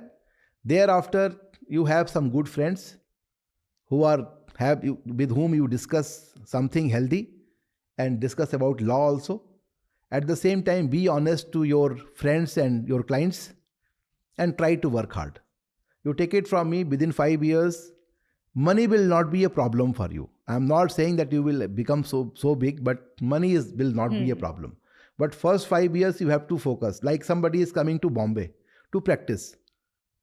They start going directly to the High Court. I tell them, you see, first you go to district court, or you go to income tax matters, or you go to SEBI matters. You learn something so that when you join the mainstream practice, you have one expertise and you start making good money. पैसे आने लगेंगे जब आपके पास, उसके बाद आप 4 चीजें और भी कर लेना। अभी पहले दिन से आप सारा काम क्यों करना चाहते हो? तो कई बार यंगर जनरेशन में कई लोगों को जल्दबाजी भी होती है, और सही भी है, उनको भूख होनी चाहिए जल्दी आगे बढ़ने की। मगर जल्दी आगे बढ़ने का मतलब ये नहीं है कि जो आपके पास है वो छोड़ के आगे बढ़ जाओ। कई बार स्टेशन में नहीं देखते हैं कि लोग अपना सामान छोड़ के उतर जाते हैं ट्रेन से, तो मैं उनसे कहता हूँ सामान छोड़ के मत उतरो। जल्दबाजी ठीक है, मगर सामान छोड़ के नहीं उतरो, सामान लेके उतरो ताकि घर आप ठीक से पहुंचो। यही बात प्रोफेशन में लागू होती है। जल्दी का काम जो होता है, जल्दी का काम शैतान का। बिल्कुल सही बोला आपने। तो मैं उस शैतान से बचने का सलाह देता हूँ और ये कहता हूँ कि 5 साल का हार्ड वर्क है। आजकल हर वकील को पैसे मिलते हैं। अब तो बार काउंसिल ने भी कर दिया है 18,000 रुपये का कुछ नोटिफिकेशन, उनका भी एडवाइजरी आई हुई है। लेकिन वकीलों को अब पैसे मिलते हैं। जो कॉर्पोरेट में काम कर रहे हैं वो अलग उनकी लेवल हो जाता है, जो लिटिगेशन में उनका अलग लेवल हो जाता है, लेकिन अब पैसे मिलते हैं। अब रहने खाने को दिक्कत नहीं है। जैसे हम लोग के टाइम में 1 पैसे नहीं मिलते थे, अब पैसे मिलते हैं। तो इसलिए कोई इसमें बुराई नहीं है। जिंदा दिली रखिए, खुश रहिए और मुस्कुराते हुए जो काम करने को मिले वो करिए। कभी कभी ओवर टाइम जो होता है ना, वो घड़ी देख के नहीं किया जाता। अपने ऑफिस की नीड और क्लाइंट्स की जो नीड है उसको, चूंकि आप you are not just a person who is doing a job, you are officer of the court, you are part of dispensation of justice. The person who is approaching you is treating you second to God.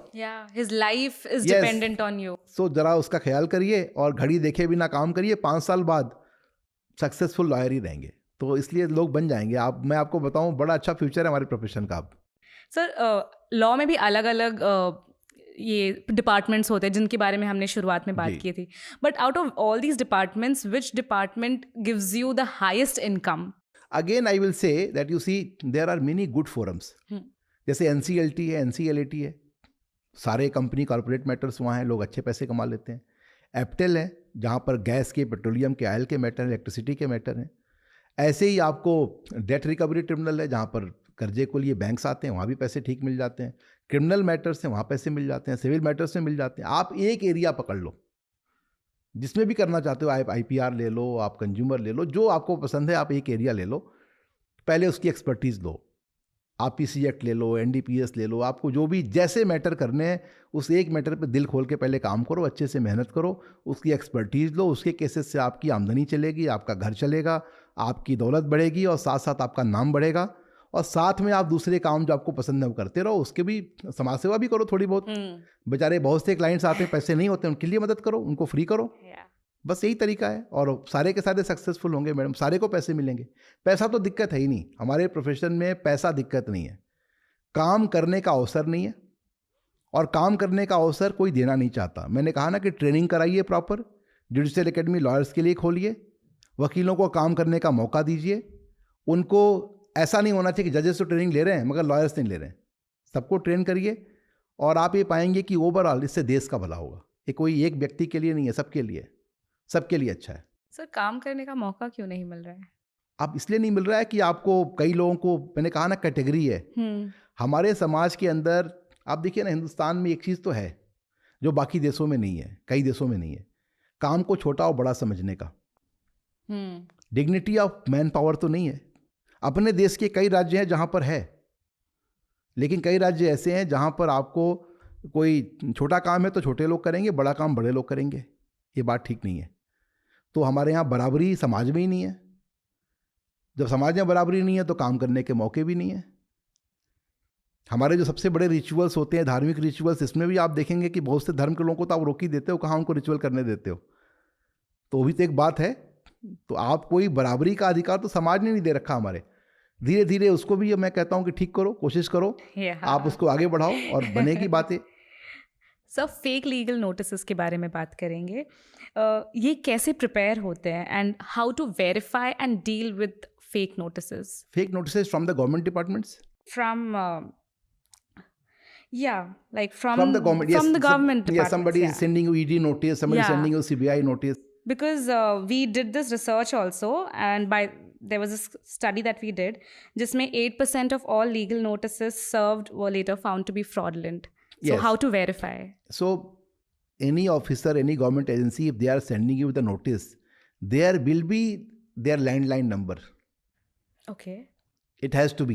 If a ED officer is sending you a notice, he will write his name, designation, and then he will write his landline number, which can be easily verified from the website, or you can just know that who is the boss of this organization. You can just verify and check it. That is the one way.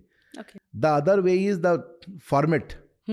Because there has to be some mention that what kind of offense, what kind of notice is this, what is required from you. So the moment you read this, you will find it's fake or genuine. So we have to be alert. We have to, yes, citizens has to be alert. Otherwise, really, how will you verify it? You see now digital arrest is happening. People are paying money because somebody is calling you and saying, posing himself to be police officer, asking you not to leave the house. A lot of such cases are happening. And I have also received such calls.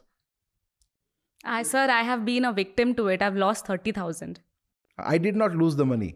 I recovered 3 lakhs for other person. This was long time back, 7 years ago. I lost 30,000 because of this. Anyway, what are the do's and don'ts when it comes to seeking bail? देखिए, जब भी आप कभी bell के लिए लगाते हैं, special acts में आपकी अरेस्ट है, फिर तो प्रोविजन ही ऐसी है कि बेल नहीं होनी, मुश्किल है, कब होगी, कैसे होगी, लिखा ही हुआ है। अदरवाइज जब आप बेल के लिए एप्लीकेशन लगाते हैं, तो कोई भी एप्लीकेशन लगाते हैं, पहली चीज़ तो आपकी यही होती है कि साहब जो भी कंडीशंस होगी हम उसको फॉलो करेंगे। आप अपने को इनोसेंट लिखते ही हो, दैट एप्लीकेंट इज इनोसेंट, ये भी लिखते हो, कंडीशंस को फॉलो करते हो। विदेश जो भी कंडीशन कोर्ट इम्पोज करेगी और लगाएंगे, उसमें विदेश यात्रा भी रुक जाती है आपकी। कई बार कोर्ट को वही बोलती है कि आप जाके थाने में जाओगे, आईओ के सामने जाओगे, उनके सामने पेश होगे, विटनेसेस को टेम्पर नहीं करोगे, एविडेंस को टेम्पर नहीं करोगे, विटनेसेस को इन्फ्लुएंस नहीं करोगे। तो आप एविडेंस टेम्पर नहीं करो, विटनेसेस को इन्फ्लुएंस नहीं करो, कोर्ट की कंडीशंस को फॉलो करो, कुछ कॉमन चीज़ें हैं। और आपका ये पहला ऑफेंस है तो बात अलग है, अब कई ये कर चुके हो तो उसकी बात अलग है। तो हर वो ग्राउंड उसके अंदर आ जाता है। तो ये तो होना ही है, टर्म्स एंड कंडीशंस को तो फॉलो करना ही है। अब अगर आप, ये तो आपके डूज में आ गए, अब अगर आपकी बेल हो गई और आप इसको जंप कर रहे हो, वायलेट कर रहे हो in the terms impose by the court, then obviously you will be again, bail में be cancelled. So the liberty granted to you on the terms and conditions enumerated in the bail order cannot be violated. You should follow that. That is the first principle. और सबसे बड़ी बात मैं कहता हूँ, अगर आपको बेल चाहिए तो उससे अच्छा क्राइम ही मत करो ना यार। Exactly. उसी से बच जाओ, उससे अच्छी तो कोई बात ही नहीं है। ये तो आइडियल सिचुएशन है। वो नहीं होता है तो फिर तो ये सारी वकीलों का चक्कर तो पड़ता ही है, और आप ये करोगे ही, और कोर्ट में आपको जाना पड़ेगा। तो ये एक चीज़ है जिसको कि देखना है। सर, जज का फैसला आखिरी फैसला माना जाता है, पर कभी ऐसा हुआ है हमारी हिस्ट्री में कि फैसला देने के बाद उसको फिर से रिट्रैक्ट किया हो? रिव्यू करते हैं ना, करते हैं रिव्यू। हमारे सुप्रीम कोर्ट में रिव्यू होता है, और बाकी कोर्ट्स में भी होता है।